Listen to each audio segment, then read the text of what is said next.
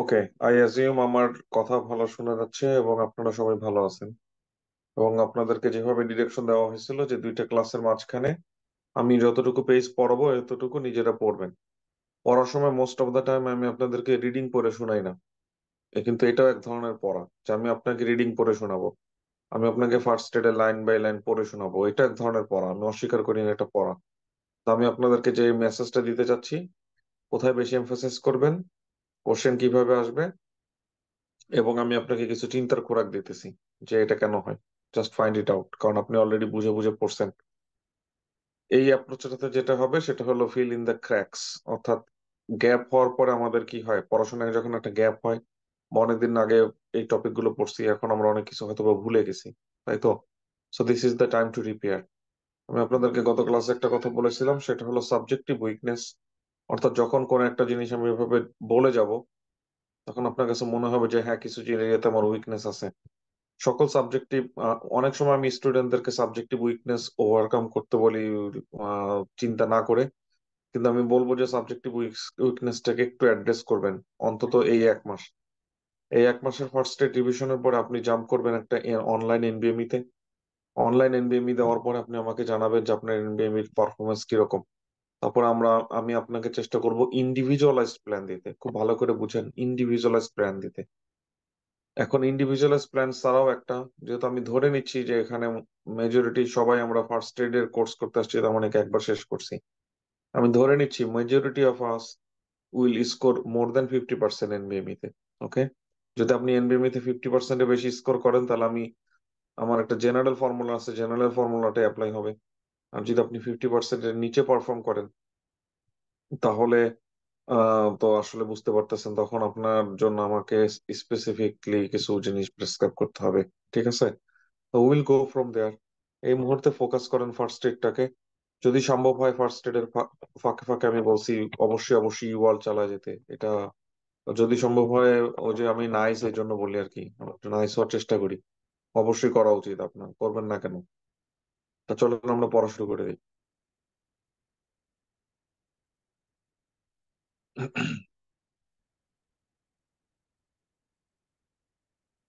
যদি এরকম হয় যে স্ক্রিন দেখা যাচ্ছে না অথবা আমার কথা শোনার সমস্যা হচ্ছে, অবশ্যই প্লিজ লেট মি নো।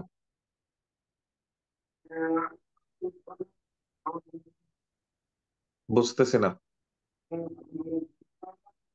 তুমি মেসেজে বলো ভাইয়া, তোমার কথা শুনতেছি না, আর আমি মিউট করে দিচ্ছি, মেসেজে বলো।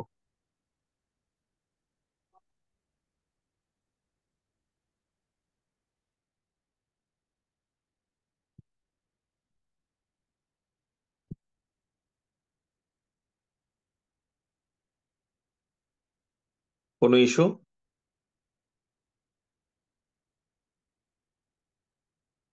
বাকি সবাই কথা বুঝতে পারতেছেন? কথা ঠিক মতো শোনা যাচ্ছে এবং স্ক্রিন দেখা যাচ্ছে?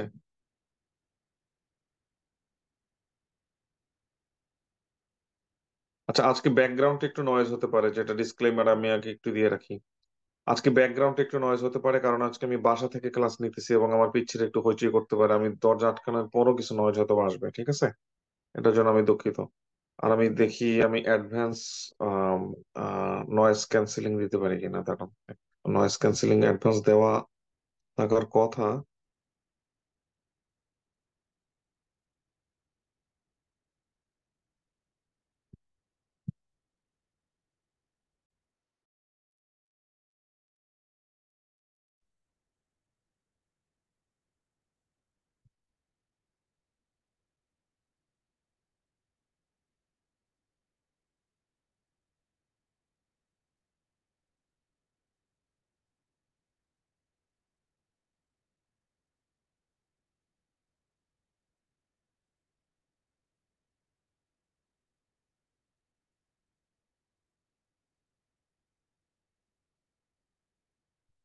হ্যাঁ, এটা বাকি জিনিস সবকিছু ঠিক করা আছে, মানে ম্যাক্সিমাম।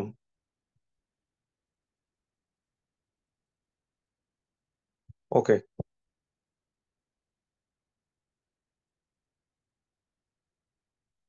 ঠিক আছে, চলুন পড়ানো শুরু করে দিই।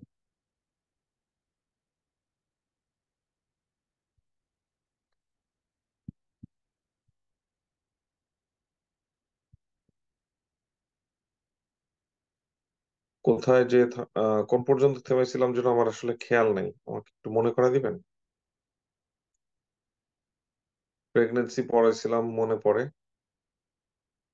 ল্যাকটেশন, মেনোপজ পড়াইছিলাম। মেনোপজ পড়াইছিলাম কিনা, মেনোপজটা মনে হয় পড়াই নাই। আচ্ছা, এখান থেকে পড়ানো শুরু করি, ল্যাকটেশন আর মেনোপজ থেকে পড়ানো শুরু করি। ল্যাকটেশনে প্রথম কথা আপনাকে জিজ্ঞেস করবে, ল্যাকটেশনে মিল্ক প্রোডাকশনের হরমোন কোনটা, মিল্ক ইজেকশনের হরমোন কোনটা, এক্সট্রিমলি ইম্পর্টেন্ট। প্রোল্যাকটিন কি রোল প্লে করে, অক্সিটোসিন কি রোল প্লে করে।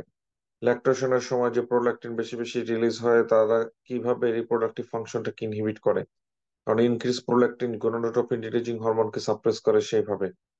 ব্রেস্ট মিল্ক বাচ্চার নিউট্রিশনের জন্য পারফেক্ট কেন। ব্রেস্ট মিল্ক ইমিউনোগ্লোবুলিন থাকে, এটা আপনি জানেন কিনা। ব্রেস্ট মিল্কে ম্যাক্রোফেজ লিম্ফোসাইট থাকে, এটা আপনি জানেন কিনা। ব্রেস্ট মিল্ক কিভাবে বাচ্চা, ব্রেস্ট মিল্কের সাথে কিছু জিনিস হলো ব্যাখ্যা করা যায়, বাচ্চা ইমিউনিটি পাচ্ছে। কিছু জিনিস ব্যাখ্যা করা যায় না, যেমন কিভাবে তার অ্যাজমার প্রিভেলেন্স কমে, কিভাবে তার অ্যালার্জি হয় না, কিভাবে তার ডায়াবেটিস মেলাইটিস হয় না, এগুলো আমরা জানি না, জানা লাগবেও না। একটা কোশ্চেন, একটা কনসেপ্ট খুবই ইম্পর্টেন্ট, সেটা হলো হিউম্যান মিল্কের কন্টেন্ট কম থাকে যেটা, সেটা হলো ভাইটামিন ডি এবং আয়রন সাপ্লিমেন্টের। ভাইটামিন ডি এবং পসিবলি আয়রন সাপ্লিমেন্টেশন দিতে হয়। এতটুকু জিনিস জানতে হবে। মেনোপজ যখন শুরু হয় তখন হরমোনাল চেঞ্জ কি কি আসে। হরমোনাল চেঞ্জের মধ্যে ইস্ট্রোজেন কমে যায়, ফলিকুল স্টিমুলেটিং হরমোন বেড়ে যায়। এই যে ফলিকুল স্টিমুলেটিং হরমোন বেড়ে যায়, এটা হলো ফার্স্ট সাইন, এক্সট্রিমলি ইম্পর্টেন্ট। মেনোপজে যাওয়ার আগে যেটা হয় সেটা হলো ফলিকল গুলোর সংখ্যা কমে যায়। ফলিকল গুলোর সংখ্যা যখন কমে যায় তখন ফলিকুল স্টিমুলেটিং এর হরমোনের পরিমাণ বেড়ে যায়। Extremely extremely important. ওকে। মেনোপজে যাওয়ার আগে 4-5 বছরের একটা অ্যাবনর্মাল মেনস্ট্রুয়াল সাইকেলের দরকার হয়, যে অ্যাবনর্মাল মেনস্ট্রুয়াল সাইকেলের সময়, অ্যাবনর্মাল মেনস্ট্রুয়াল সাইকেল হওয়ার কারণগুলো কি, কারণ সেই সময় ইস্ট্রোজেনের সোর্স অ্যাকচুয়ালি ওভারির ফলিকল থেকে না, এটা পেরিফেরাল সোর্স থেকে আসে। তারপরের টপিক হলো অ্যান্ড্রোজেন। অ্যান্ড্রোজেন থেকে সবচেয়ে বেশি ইম্পর্টেন্ট টপিক কয়েকটা। প্রথম কথা হলো অ্যান্ড্রোজেন কি কি ধরনের অ্যান্ড্রোজেন আছে আমরা সবাই জানি। তারপরের কথা হলো টেস্টোস্টেরন হলো মেল জেনিটালে, ইন্টারনাল জেনিটালে ফর্ম করে, ডাইহাইড্রোটেস্টোস্টেরন এক্সটার্নাল, এটাও আমরা জানি। এখন আপনাকে জানতে হবে কিভাবে কনভার্সন হয়। জানলেন। আপনাকে যেটা জানতে হবে সেটা হলো, কিছু কিছু অ্যাথলেট অ্যান্ড্রোজেন অ্যাবিউজ করে। এই অ্যান্ড্রোজেন যখন অ্যাবিউজ করবে সেটার ম্যানিফেস্টেশন কি হবে, সেটার ম্যানিফেস্টেশন গুলো খুবই ইম্পর্টেন্ট। ওকে। ম্যানিফেস্টেশনের মধ্যে আপনি একটু সিস্টেম ওয়াইজ ভাগ করবেন। মাস্কুলোস্কেলেটাল সিস্টেমে কি পাওয়া যাবে, রিপ্রোডাক্টিভ সিস্টেমে কি পাওয়া যাবে, সাইকোলজিক্যালি কি পাওয়া যাবে। সাইকোলজিক্যালি সে হবে ইরিটেবল। ফিমেলের ক্ষেত্রে স্পেসিফিক প্যাটার্ন গুলো কি পাওয়া যাবে। এটার ক্ষেত্রে যেটা করতে হবে সেটা হলো ক্লিনিক্যাল সাসপিশন হাই। ইউএসএমএল তে এখান থেকে কোশ্চেন যেটা আসবে সেটা হলো, আপনাকে ডায়াগনোসিস জিজ্ঞেস করবে যে বলো কি কন্ডিশন তার। তখন আপনাকে সাসপেক্ট করতে হবে যে এটা হলো অ্যান্ড্রোজেন অ্যাবিউজ করতেছে। তো আপনার নেক্সট কোশ্চেন, অ্যান্ড্রোজেন অ্যাবিউজ করলে সমস্যা কি। অ্যান্ড্রোজেন অ্যাবিউজ করলে সমস্যা হলো কার্ডিওভাস্কুলার সমস্যা। অ্যান্ড্রোজেন অ্যাবিউজ করলে সমস্যা হলো তার ইন্টারনাল টেস্টোস্টেরন কমে যায়, এটা থেকে ইনফার্টিলিটি হতে পারে। ট্যানার স্টেজের এই পেজটা এক চোখ বন্ধ করে ইগনোর করতে পারেন। তারপরে কথা হলো প্রিকরশস পিউবার্টির কজ গুলো একটু বুঝা। এই প্রিকরশস পিউবার্টি স্টেপ 1 আনা যতটুকু ইম্পর্টেন্ট, স্টেপ 2 শিখেতে তার চেয়ে বেশি ইম্পর্টেন্ট। প্রিকশস পিউবার্টি হতে পারে due to central cause. Central cause মানে হলো পিটুইটারি লিনেস থেকে আসতেছে হরমোন গুলো এক্সেস সিক্রেশন হচ্ছে, এটা হলো সেন্ট্রাল কজ। এটা হলো ইডিওপ্যাথিক, আমরা জানি না প্রিম্যাচুরলি কেন সে এখন তার পিটুইটারি এবং হাইপোথ্যালামিক অ্যাক্সিসটা অ্যাক্টিভ হয়ে গেছে। এটা কিন্তু, এটা হতে পারে ইডিওপ্যাথিক, আবার এটা হতে পারে সিএনএস টিউমারের জন্য। সো যখন আমি আলাদা করব যে একটা পেশেন্টের সেন্ট্রাল প্রিকশস পিউবার্টি, ওই যে CNS tumour can be the differential diagnosis. এজন্য আমাদেরকে যেটা করতে হবে সেটা হলো brain imaging, extremely extremely important. মনে থাকবে। পেরিফেরাল প্রিকশস পিউবার্টিটা আমরা বুঝবো কি করে। পেরিফেরাল প্রিকশস পিউবার্টিতে আমরা যেটা দেখবো সেটা হলো গোনাডোট্রপিন রিলিজিং হরমোন ইন্ডিপেন্ডেন্ট। এই গোনাডোট্রপিন এইটার এখন ইন্ডিপেন্ডেন্ট, মানে কি পিটুইটারি এবং হাইপোথ্যালামিক রিজন এটাতে ইনভলভ না, তাহলে ইনভলভ হবে কারা। বোঝা যাচ্ছে ইনভলভ হবে তাহলে অ্যাড্রেনাল গ্ল্যান্ড। কি কি condition, congenital adrenal hyperplasia, oestrogen secreting ovarian tumour, condition গুলো সম্পর্কে আমরা একটু বুঝবো। তাহলে ফিমেলের ক্ষেত্রে হতে পারে ইস্ট্রোজেন সিক্রেটিং ওভারিয়ান টিউমার। কোন একটা ছোট বাচ্চা, ফিমেল বাচ্চা যদি নিয়ে আসে প্রিকসর সিডো পিউবার্টি, অবশ্যই অবশ্যই চেষ্টা করবেন এক্সক্লুড করার যেটা ইস্ট্রোজেন সিক্রেটিং ওভারিয়ান টিউমার কিনা, লেডিক্সেল টিউমার কিনা, ম্যাককেন অ্যালবার্ট সিন্ড্রোম কিনা, সবচেয়ে বেশি ইম্পর্টেন্ট ইস্ট্রোজেন সিক্রেটিং টিউমার এটা এটা এটা কিনা সেটা বোঝা। ডিলেড টিউবার পিউবার্টি যদি হয়, ডিলেড পিউবার্টি আপনাকে যে একটা সিনারিও দিবে এরকম নর্মাল কি এটা বোঝা, ঠিক আছে?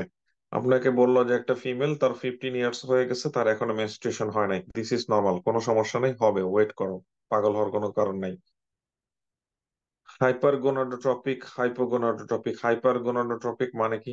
হাইপারগোনাডোট্রপিক মানে হলো তার ওভারিয়ান ফেলিউর, যেহেতু তার ওভারিটা কাজ করতেছে না, সেহেতু আমি হরমোন কি হবে, রিফ্লেক্সলি হরমোন বেড়ে যাবে, অর্থাৎ হরমোনের নেগেটিভ ফিডব্যাক কমে যাবে, দ্যাটস হরমোন বেড়ে যাবে, এটাকে আমরা বলবো হাইপারগোনাডোট্রপিক, মানে বোঝা যাচ্ছে যে ওভারিতে প্রবলেম। আর হাইপোগোনাডোট্রপিক মানে হলো সেন্ট্রালি প্রবলেম, হরমোন আসতেছে না, হরমোন না আসার কারণে ওভারি ফাংশন করতেছে না। সেক্স হরমোন ডিজঅর্ডারস গুলোর মধ্যে চলে আসি, এগুলোই হলো সেগুলো শরীফ শরীফার ব্যাপার স্যাপার, ঠিক আছে? আসেন তাহলে, ক্লাইনফেল্টার সিনড্রোম ইউএসএমএল তো পরীক্ষাতে আসবে। ক্লাইনফেল্টার সিনড্রোম মানে হলো যে একটা মেল কিন্তু তার মধ্যে কিছু ফিমেল ক্যারেক্টারিস্টিক্স পাওয়া যাবে। এখন এটা এই ক্যারেক্টার ফেসবুকে অনেক বেড়ে গেছে, পুরুষ মানুষ আর আগের মতন পুরুষ মানুষের মতন বিহেভ করে না। সেটা হলো মেল, তাদের মধ্যে একটা এক্স ক্রোমোজোম বেশি থাকবে, একটা এক্স ক্রোমোজোম বেশি থাকার জন্য তার কিছু ফিমেল ক্যারেক্টারিস্টিক্স আপনি দেখতে পাবেন।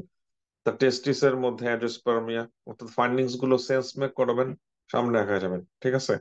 যেহেতু তার একটা এক্স ক্রোমোজোম বেশি, সেজন্য আপনি এই পেশেন্টের ক্ষেত্রে বার বডি দেখতে পাবেন, যেটা কিনা ডায়াগনস্টিক, যেটা কিনা কনফার্মেটরি। এটা হলো one of the common cause of hypogonadism in infertility workup. আমি কিন্তু বলিনি এটা most common cause, be careful. এই পেশেন্টের ক্ষেত্রে increase risk of the breast cancer. আমরা জানি মেল পেশেন্টের ক্ষেত্রে ব্রেস্ট ক্যান্সার হওয়ার সম্ভাবনাটা অনেক কম, রিস্কটা অনেক কম। ক্লাইনফেল্টার ইজ দ্য রিস্ক ফ্যাক্টর। এই যে একটা এক্সেপশনাল জিনিস, আপনাকে বুঝতে হবে যে পরীক্ষার প্রশ্ন যারা বানায় তাদের ব্রেনের একটা লোভ কাজ করে এক্সেপশনাল জিনিসের প্রতি অ্যাট্রাক্টেড হওয়ার। ডিজেনেসিস অফ ইস সেমিনিফেরাস টিউবুল, এই প্যাথোফিজিওলজিটা আপনাকে পরীক্ষা আসবে, যে ক্লাইনফেল্টার সিনড্রোমে অ্যাকচুয়ালি ঘটনাটা কি ঘটে। ঘটনাটা হলো dysgenesis of seminiferous tubule. Okay. Abnormal Leydig cell function, abnormal Leydig cell ফাংশনের মধ্যে যেটা, সেটা হলো ডিক্রিজ টেস্টোস্টেরন, এর একটা কারণে ইনক্রিজ লুটিনাজিং হরমোন। টার্নার সিনড্রোমের পেশেন্টের ক্ষেত্রে হলো এক্স এক্স ক্রোমোজোম একটা অ্যাবসেন্ট, এক্স ক্রোমোজোম একটা অ্যাবসেন্ট হওয়ার মানে হলো ফিমেল হওয়া সত্ত্বেও তার বার বডিটা অ্যাবসেন্ট।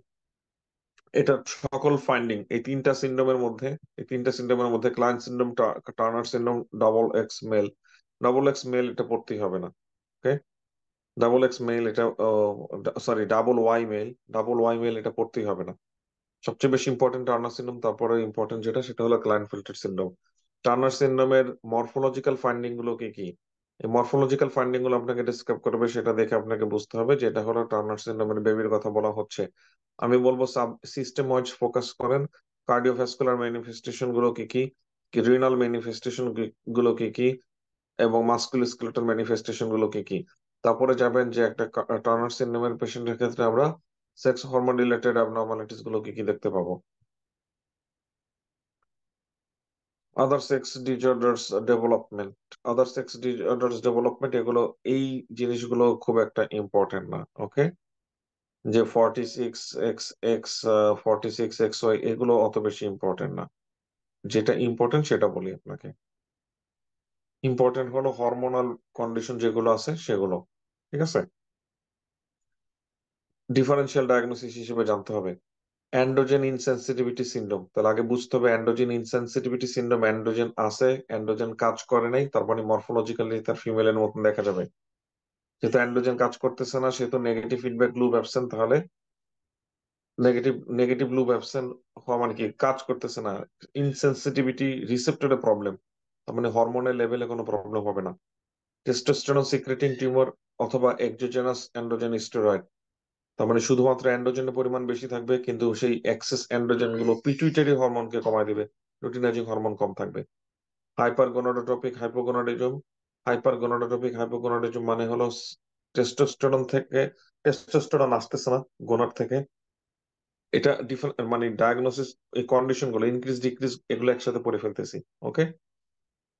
তারপরে কথা হলো হাইপোগোনাডোট্রপিক হাইপোগোনাডিজম। এই কন্ডিশন গুলো আমরা বুঝলাম যে তার হরমোনাল চেঞ্জ গুলো কি কি আসে, এগুলো পরীক্ষাতে আসবে। আর ইউএসএমএল তে ইনক্রিজ ডিক্রিজ স্টেপ ওয়ানের জন্য এই প্যাটার্নটা খুব পছন্দ করে তারা। ঠিক আছে। আচ্ছা, একটা পেশেন্টের আহ মানে কি বলে, কোন কোন জিনিসগুলো আমাদের জন্য সবচেয়ে বেশি ইম্পর্টেন্ট?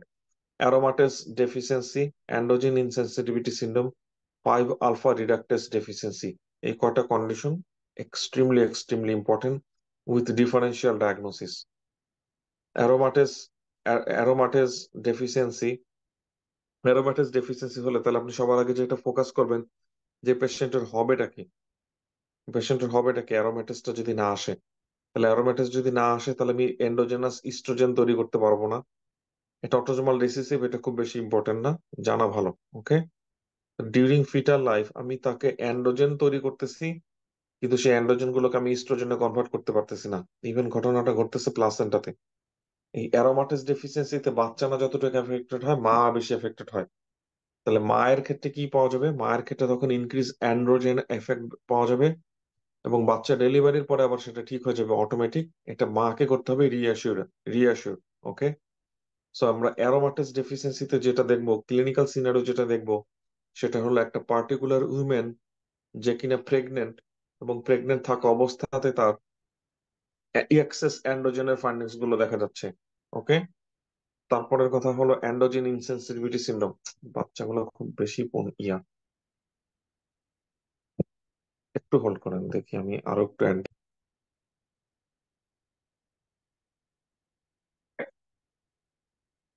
অলরাইট। তারপর আমরা চলে যাচ্ছি অ্যারোমাটিক ডেফিসিয়েন্সি, তাহলে সিনারিওটা বললাম। তারপরে কথা হলো অ্যান্ড্রোজেন ইনসেনসিটিভিটি সিনড্রোম। দেখেন এই সমস্যাটা আমি কার ক্ষেত্রে বলবো, কার ক্ষেত্রে আমি অ্যান্ড্রোজেন ইনসেনসিটিভিটি সিনড্রোমটার কথা বলবো? যার ক্ষেত্রে আমি মনে মনে আশা করতেছি অ্যান্ড্রোজেনের কিছু ইফেক্ট থাকুক, তাই না? তাহলে এই এই কমন সেন্সটা অ্যাপ্লাই করলে যেটা দেখা যায়, আমি অ্যান্ড্রোজেন ইনসেনসিটিভিটি সিনড্রোম এই যে কথাটা বলতেছি, তার মানে সে অ্যান্ড্রোজেন প্রডিউস করতেছে, এবং আমি এক্সপেক্ট করছিলাম অ্যান্ড্রোজেন কিছু অ্যাকশন করবে, কিন্তু সে অ্যাকশনটা দেখা যাচ্ছে না। এই জন্য আমি তারাই বলতেছি অ্যান্ড্রোজেন ইনসেনসিটিভিটি সিনড্রোম। তাহলে আমি যদি আপনাকে জিজ্ঞেস করি যে জেনোটিপিক্যালি সে কি মেল নাকি ফিমেল, তাহলে তখন দেখা যাবে জেনোটিপিক্যালি সে হলো একজন, জেনোটাইপ দেখলে দেখা যাবে কি সে একজন অ্যাকচুয়ালি মেল, কিন্তু তার অ্যান্ড্রোজেন ইনসেনসিটিভিটি সিনড্রোম হওয়ার কারণে তাকে দেখা যাচ্ছে ফিমেলের মতন। ঠিক আছে, সে অ্যাকচুয়ালি অ্যাকচুয়ালি হলো সে শরীফ হয়ে রয়েছে, শরীফা। এখন আহ তার এক্সটার্নাল জেনিটালিয়াটা দেখে তো আমরা সাধারণত ডায়াগনোসিস করি, এক্সটার্নাল জেনিটালিয়া দেখে আমরা বলি যে মেল নাকি ফিমেল। এক্সটার্নাল অ্যাপিয়ারেন্স দেখে আমরা সেটা বলি। অ্যান্ড্রোজেন ইনসেনসিটিভিটি সিনড্রোমের ক্ষেত্রে ফিমেল অ্যাপিয়ারিং এক্সটার্নাল জেনিটালিয়া, কিন্তু তার ইন্টারনাল জেনিটালিয়া, ফিমেল ইন্টারনাল জেনিটালিয়াটা অ্যাবসেন্ট। ওকে। এইটা দিয়ে আমরা এবার তাকে ডিফারেন্সিয়েট করতে পারবো। এই কথাগুলো খুবই ইম্পর্টেন্ট, যে কোনটা দিয়ে আমি তাকে ডিফারেন্সিয়েট করতে পারবো, কি পাওয়া যাবে। ঠিক আছে। তাহলে পেশেন্টের এক্সটার্নাল জেনিটালিয়া হলো ফিমেলের মতন, কিন্তু স্ক্যান্ট অ্যাক্সিলারি এবং পিবিক হেয়ার, কারণ তার ফিমেল হরমোন মানে দিয়ে তো এটাও কাজ হবে না, এবং মেল হরমোন তো এখানে কাজ করতেছে না, অর্থাৎ বডি হেয়ার ডেভেলপমেন্টের জন্য। রুডিমেন্টারি ভ্যাজাইনা কেন? কারণ আমরা জানি ভ্যাজাইনার আপার পোর্শনটুকু ইন্টারনাল জেনিটালের পোর্শন থেকে আসে, কন্ট্রিবিউট করে। তার ইউটেরাস এবং ফেলোপিয়ান টিউবটা absent due to antimullerian hormone from the testis. Remember, আমরা বলেছিলাম অ্যান্টিমুলারিয়ান হরমোন নামক একটা হরমোন আসে, সেটা কিনা ফিমেলের ইন্টারনাল জেনিটালিয়াটাকে সাপ্রেস করে রাখে। সেই সাপ্রেশনের কথাটা এখানে বলা হয়েছে। আচ্ছা, আমি মনে হয় বেশি বুঝাইতেছি, আমার তো এত বুঝাইলে আমি শেষ করতে পারবো না। তারপরে কথা হলো 5 আলফা রিডাক্টেস ডেফিসিয়েন্সি পেশেন্টের ক্ষেত্রে অ্যাগেইন আমরা কার ক্ষেত্রে, মানে 5 আলফা রিডাক্টেস ডেফিসিয়েন্সি হরমোনটা কি, সরি এনজাইমটা কি, সে এনজাইমটা কি প্রডিউস করে, এবং এটার যে প্রোডাক্ট অর্থাৎ ডাইহাইড্রোটেস্টোস্টেরন, তার অ্যাকশনটা কি। তাহলে সেই অ্যাকশনটা থাকবে না। অটোজোমাল রিসেসিভ কন্ডিশন, অ্যাকচুয়ালি সে একটা male, in ability to convert testosterone to dihydrotestosterone. এখন এই ডাইহাইড্রোটেস্টোস্টেরনটা নাই, খেয়াল করতে হবে। ডাইহাইড্রোটেস্টোস্টেরন নাই তাই মানে, তার মানে কি এটা ডেফিসিয়েন্সি। আমি সবসময় একটা কথা বলি, অটোসোমাল রিসেসিভ কন্ডিশন নিয়ে যখন আমি আপনাকে বলবো deficiency, that does not mean absence. তার মানে এটা deficient, but it's not absent. এই জন্য এই পেশেন্টের ক্ষেত্রে জেনিটালিয়াটা হবে অ্যাটিপিক্যাল জেনিটালিয়া আনটিল পিউবার্টি, অথবা অ্যাম্বিগিয়াস জেনিটালিয়া। তাহলে ঘটনা এরকম হতে পারে যে ছোটবেলায় তার নাম রাখা হবে খালেদা, কিন্তু সে যখন পিউবার্টিতে যাবে তখন সেই ডেফিসিয়েন্সিটাকে ওভারকাম করে ফেলবে। এই ওভারকাম করে ফেলার পরে খালেদা হয়ে যাবে এখন খালেদ। ওই যে আমরা শুনি না যেরকম মহিলা পুরুষ হয়ে গেছে, এই যে এইটা হলো সেই কন্ডিশন। জন্মের শুরুতে তাকে আমি একদম অবভিয়াস না যেটা একটা মেল, তার ফিউশন হয় নাই। তখন ফিউশন না হওয়ার কারণে গ্যাপ দেখতে পাবে মানুষ, এই গ্যাপ দেখার পরে সে বলবে যে আচ্ছা এটা মনে হয় ফিমেল, ফিমেল হিসেবে রেখে দিবে। কিন্তু পরে এটা তো সে কনভার্ট হয়ে যাবে, পরে সে মেল হয়ে যাবে আর কি। কেন মেল হবে বুঝতে পারতেছেন? ক্যালম্যান সিন্ড্রোম জিনিসটা কি? ক্যালম্যান সিন্ড্রোম হলো, ক্যালম্যান সিন্ড্রোমটা পরীক্ষাতে আসে। আলাদা করব কি করে যে ক্যালম্যান সিন্ড্রোমের জন্য এটা সেন্ট্রাল সেন্ট্রাল কজ, কি বলে, সেন্ট্রাল কজ তার ডেভেলপমেন্টের, সেকেন্ডারি সেক্স ক্যারেক্টার ডেভেলপমেন্টের। এই পেশেন্টের ক্ষেত্রে অ্যানোসমিয়া থাকবে। অ্যানোসমিয়া থাকার কারণ কি? এই পেশেন্টের ক্ষেত্রে অলফ্যাক্টরি বাল্বটা ডেভেলপ করে না তাই। Placental disorders, placental placental disorders গুলোর মধ্যে কি কি জিনিস আমরা পড়বো? প্লাসেন্টাল ডিজঅর্ডারস থেকে একটা কোশ্চেন পরীক্ষা আসার পসিবিলিটি বেশি। রিস্ক ফ্যাক্ট, মানে কিছু কিছু জায়গায় আমাদের রিস্ক ফ্যাক্টর আছে, কিছু কিছু জায়গায় রিস্ক ফ্যাক্টর নাই, কিছু কিছু কন্ডিশনে রিস্ক ফ্যাক্টর আছে কিছু।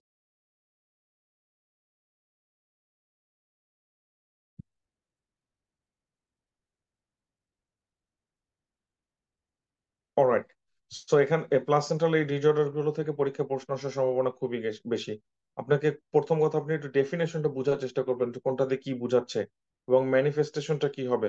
প্লাসেন্টাল অ্যাক্রেটা, প্লাসেন্টা ইনক্রেটা, প্লাসেন্টা পারক্রেটা, অর্থাৎ পেনিট্রেট করবে, খুব ভালোভাবে বুঝতে হবে এটা পেনিট্রেট করবে, ইনভেট করবে। রিস্ক ফ্যাক্টর গুলো extremely important, extremely important, extremely important. Risk factor আপনাকে বাঁচাবে। তারপর আপনাকে বুঝতে হবে যে এই পেশেন্টের প্রেজেন্টেশনটা কি হবে, সে কি ব্লিডিং নিয়ে আসবে, কখন ব্লিডিং নিয়ে আসবে। তারপরের কথা হলো প্লাসেন্টা প্রিভিয়া। প্লাসেন্টা প্রিভিয়ার ক্ষেত্রে আমাদের এটা জানা, এটা ইম্পর্টেন্ট কেন? প্লাসেন্টা প্রিভিয়ার পেশেন্টের ক্ষেত্রে আমি কি করতে পারবো না? ভ্যাজাইনাল ডেলিভারি করতে পারবো না। এই পেশেন্ট কি নিয়ে আসতে পারে? এই পেশেন্ট ব্লিডিং নিয়ে আসবে। কখন এই পেশেন্ট ব্লিডিং নিয়ে আসবে? Extremely important. তারপরে কথা হলো ভাসা পারভিয়া। ভাসা পারভিয়ার পেশেন্টের ক্ষেত্রে এটা সবচেয়ে লেস ইম্পর্টেন্ট, এটা পরীক্ষা আসার সম্ভাবনা সবচেয়ে কম। ওকে। সো ভাসা পারভিয়াটা যেটা আসবে, সরি প্রেভিয়াটা যে আসবে যেটা, সেটা হলো স্টেপ টু সি কে আসবে। এই পেশেন্টের কি হয়? এই পেশেন্টের ক্ষেত্রে হলো পেইনলেস ভ্যাজিনাল ব্লিডিং হতে পারে আপন রাপচার অফ দ্য মেমব্রেন। আর এই পেশেন্টের ক্ষেত্রে হার্ট রেট অ্যাবনর্মালিটিস পাওয়া যাবে, ব্র্যাডিকার্ডিয়া পাওয়া যাবে এপিসোডিক। কারণটা কি? কারণ হলো যখন এই ভেসেলের উপরে বাচ্চা মাথা দিয়ে চাপ দিবে, তখন টোটাল পেরিফেরাল রেজিস্ট্যান্স বেড়ে যাবে বাচ্চার এবং ব্র্যাডিকার্ডিয়া হবে। ঠিক আছে। Placental abruption, placental abruption, abruption placenta.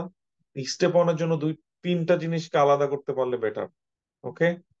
Placenta previa plus versus placenta abruption, এই দুইটা হলো বেশি মিল, এই দুইজনের মধ্যে বেশি মিল, দুইটাকে আলাদা করতে পারেন কিনা। এরপরে যেটা সেটা হলো প্লাসেন্টা অ্যাক্রেটা। এখন দুইটাকে আলাদা করার একটা উপায় আছে, সেটা হলো বাচ্চা ডেলিভারির আগে যদি ব্লিডিং হয় তাহলে প্লাসেন্টা প্রিভিয়া অথবা প্লাসেন্টাল অ্যাবডপশন। পেইন যদি থাকে, ট্রমা যদি থাকে, প্লাসেন্টাল অ্যাব্রাপশন। পেইনলেস ব্লিডিং যদি হয়, মোস্ট লাইকলি প্লাসেন্টা প্রেভিয়া। আর বাচ্চা ডেলিভারির পরে কিছুতেই ব্লিডিং বন্ধ, ডেলিভারির পরে কিছুতেই ব্লিডিং বন্ধ হচ্ছে না এবং প্লাসেন্টা ডেলিভারি করা যাচ্ছে না, প্লাসেন্টা অ্যাডহেয়ার হয়ে বসে আছে, মোস্ট লাইকলি এটা প্লাসেন্টার অ্যাক্রেটা। ওকে। নেক্সট কথা হলো ইউটেরাইন রাপচার। ইউটেরাইন রাপচার হয়েছে, এটা ডায়াগনোসিস করতে পারেন কিনা পরীক্ষাতে, ডায়াগনোসিসটা আসবে। ফুল থিকনেস রাপচার যখন হবে তখন অ্যাবডোমেন পালপেট করলে দুইটা ডিফারেন্ট ম্যাস আপনি দেখতে পাবেন এবং বাচ্চা পরে মরে যাবে, স্টেশন কমে যাবে, বাকি ফাইন্ডিংস তো আপনি জানেনই। পোস্টমর্টম হেমোরেজের কারণগুলো কি কি, পোস্টমর্টম হেমোরেজকে আমরা কিভাবে ম্যানেজ করি, বেসিক মেকানিজমটা জানা উচিত। ইউটেরাইন অ্যাটর্নি হয় কেন হয়, যখন বিগ বেবি হবে তখন অ্যাটর্নি হবে। আমরা ম্যানেজমেন্টের জন্য ইউটেরাইন ম্যাসেজ কিভাবে হেল্প করবে, অক্সিটোসিন কিভাবে হেল্প করবে। একটোপিক প্রেগনেন্সি ইউএসএমএল স্টেপ ওয়ানের জন্য এক্সট্রিমলি এক্সট্রিমলি ইম্পর্টেন্ট। আপনাকে জিজ্ঞেস করবে এটা রিস্ক ফ্যাক্টর কি। এটা রিস্ক ফ্যাক্টর হলো টিউবের প্যাথোলজি, টিউবের মধ্যে স্কারিং হয়েছে প্রিভিয়াস হেলপেনজাইটিস থেকে, প্রিভিয়াস পেলভিক ইনফ্লামেটরি ডিজিজ থেকে। Extremely important. আপনাকে প্রিভিয়াস এপিসোডের স্কারিং এর কথা জিজ্ঞেস করতে পারে অথবা ইনফেকশনের কথা জিজ্ঞেস করতে পারে। ক্লিনিক্যাল ম্যানিফেস্টেশন সিনারিও দেখে আপনাকে বুঝতে হবে যে আপনাকে ডায়াগনোসিস করতে হবে যে আপনি একটোপিক প্রেগনেন্সিটা ডায়াগনোসিস করতে পারেন কিনা। সে কি নিয়ে প্রেজেন্ট করবে, সে একটা ব্রিফ হিস্ট্রি, খুব শর্ট একটা হিস্ট্রি অফ অ্যামেনোডির কথা বলবে, কারণ সে তো অ্যাকচুয়ালি প্রেগনেন্ট। এবং সে কি নিয়ে আসবে, ব্লিডিং নিয়ে আসবে, শক নিয়ে আসবে, এবং এই পেশেন্টের কি বলে প্রেগনেন্সি টেস্ট পজিটিভ পাওয়া যাবে। একদম ক্লাসিক্যাল ফাইন্ডিংস গুলো দিবে, স্টেপ টু সিকে যে আপনাকে একটু হার্ড টাইম দিবে। এখন না, আনরাপচার্ড একটোপিক প্রেগনেন্সির কথা বলে আপনাকে জিজ্ঞেস করতে পারে যে এখন ট্রিটমেন্ট অপশন কি আছে, আপনি জানেন কিনা মেথোট্রেক্সের দিয়ে ট্রিটমেন্ট করা যায়, এইটুকুই ওরা শুনতে চাবে, এর বেশি কিছু না। হাইড্রিটিফর্ম মোলার প্রেগনেন্সি সম্পর্কে আপনি জানেন কিনা এটা ওরা চেক করবে। মোলার প্রেগনেন্সি দুই রকম হতে পারে, একটা হলো কমপ্লিট মোল, আর একটা হলো পার্শিয়াল মোল। মোলার প্রেগনেন্সি আমরা কখন সাসপেক্ট করব? যখন দেখবো একটা পেশেন্টের ক্ষেত্রে প্রেগনেন্সি রিলেটেড সাইন সিমটম গুলো অনেক বেশি, তখন কমপ্লিট মোল ভার্সাস পার্শিয়াল মোলকে আপনি ডিফারেন্সিয়েট করতে পারেন কিনা ওরা চেক করবে। প্যাথোফিজিওলজি বুঝেন কিনা যে কেন এটা কমপ্লিট মোল হলো, কারণ এখানে আসলে ফার্টিলাইজেশনের কোনো মানে এটা হিউম্যান কোনো ইয়াই থাকা সম্ভব না। পার্শিয়াল মলের ক্ষেত্রে ওকে কিছুটা যেহেতু কম্বিনেশন আছে ওই স্পার্ম এবং ওভামের, সেহেতু কিছুটা হলো হিউম্যান অংশ পাওয়া যাবে, অর্থাৎ এটা হবে পার্শিয়াল মল। আর কমপ্লিট মলে পুরোটাই স্পার্ম দিয়ে তৈরি হয়েছে, পুরোটাই মেল থেকে আসছে, অথবা পুরোটাই ফিমেল থেকে আসছে। সো কি বলে এনিউক্লিয়েটেড এগ, অর্থাৎ মানে এটা এটা হওয়ার সম্ভাবনা খুবই কম, এটার হিউম্যান কম্পোনেন্ট থাকার সম্ভাবনাটা খুবই কম। ওকে, এখন আমরা চলে আসি যে কি কি জিনিস আমরা পাবো, হরমোনাল অ্যাবনর্মালিটিস গুলো আমরা কি কি পাবো। এসসিজির পরিমাণ অনেক বেশি পাওয়া যাবে, ইমেজিং এ কি পাবো, পারভেজিনাল ডিসচার্জ এর ধরনটা কি হবে, ইনভেসিভ মোলে কনভার্ট হয়ে যেতে পারে। এখন হাইড্রোটিফর্ম মোল ডায়াগনোসিস করার পরে আমরা বলি যে 6 মাস প্রেগন্যান্সি মানে কনসিভ করা যাবে না, কেন সেটা, কিসের রিস্ক আছে, ইনভেসিভ মোলে কনভার্ট হওয়ার রিস্ক আছে, রিস্ক অফ কোরিওকার্সিনোমা রিস্ক আছে। তাহলে কেন আমাদের কমপ্লিট মোল এবং পার্শিয়াল মোল ডায়াগনোসিস করাটা ইম্পর্টেন্ট? কমপ্লিট মোল এবং পার্শিয়াল মোল ডায়াগনোসিস করা ইম্পর্টেন্ট হলো রিস্ক অ্যাসেস করার জন্য কার ক্ষেত্রে রিস্ক বেশি।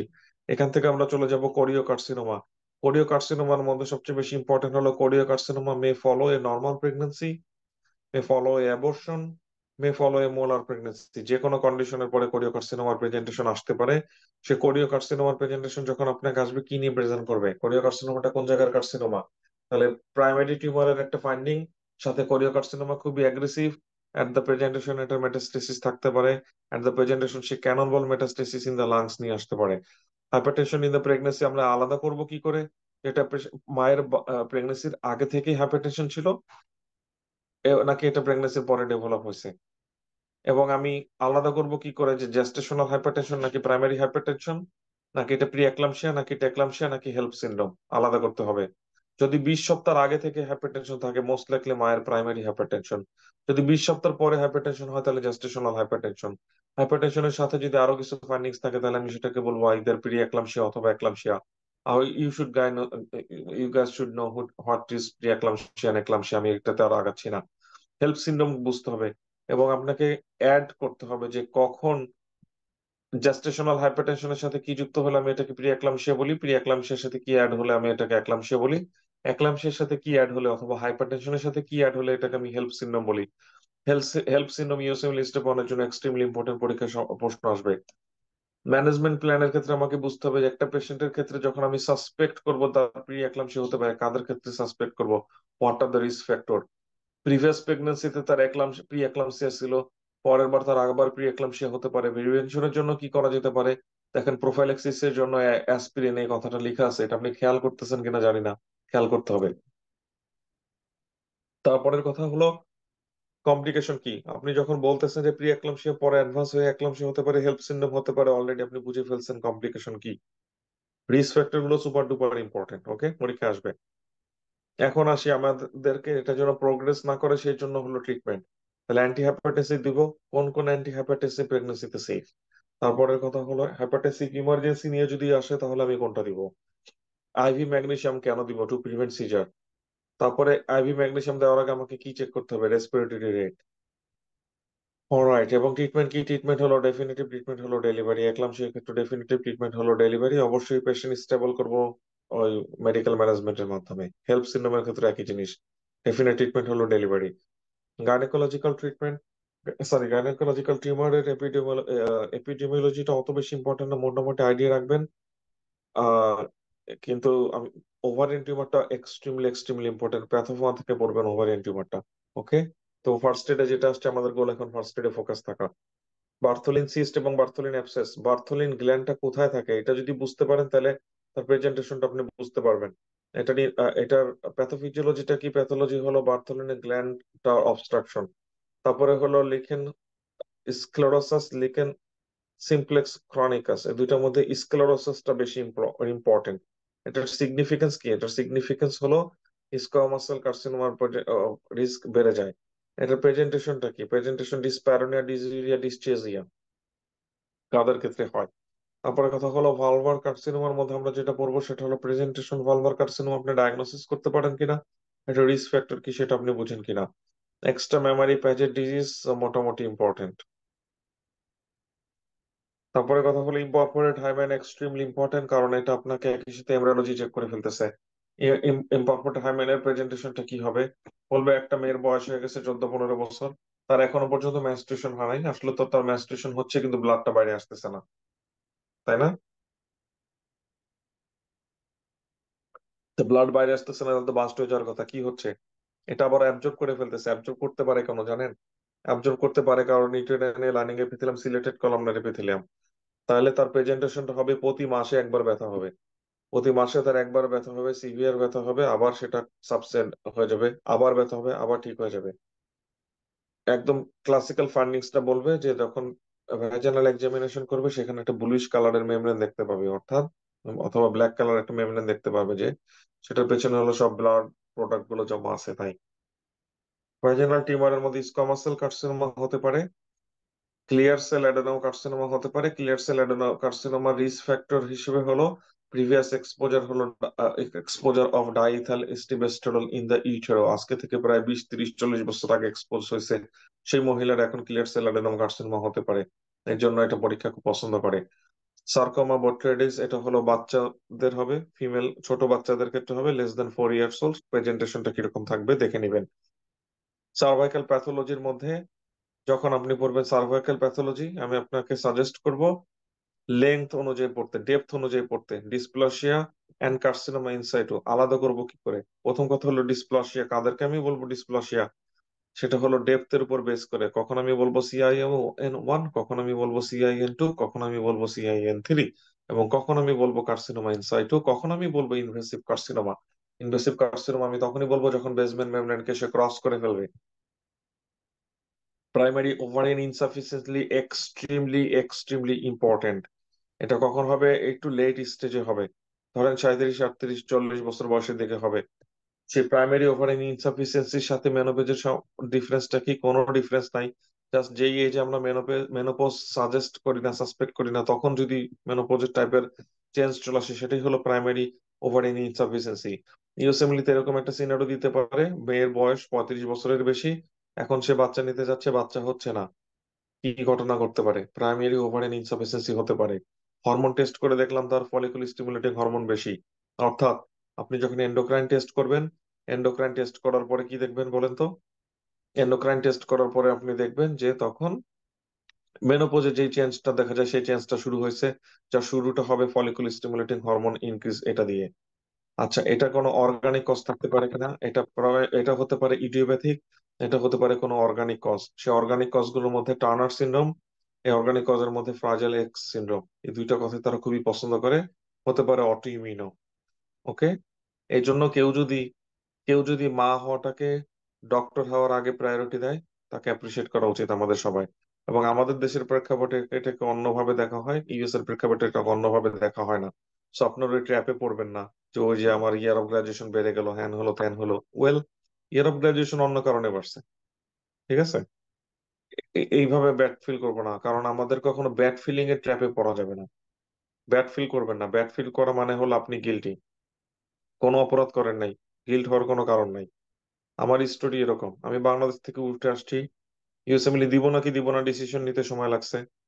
আমি মা হওয়াকে প্রায়োরিটি দিছি ডক্টর হওয়ার আগে, ঠিক আছে? আমি বাবা হওয়াকে প্রায়োরিটি দিছি ডক্টর হওয়ার আগে। তারপর আমি ডক্টর হব, এটা হইতেই পারে, সমস্যা কি? অনেক মানুষ 35 বছর বয়সে মেডিকেল স্কুলে গেছে, তাতে কি হয়েছে? এখন সে ফ্রেশ গ্রাজুয়েট হলে সবকিছু হয়ে গেল?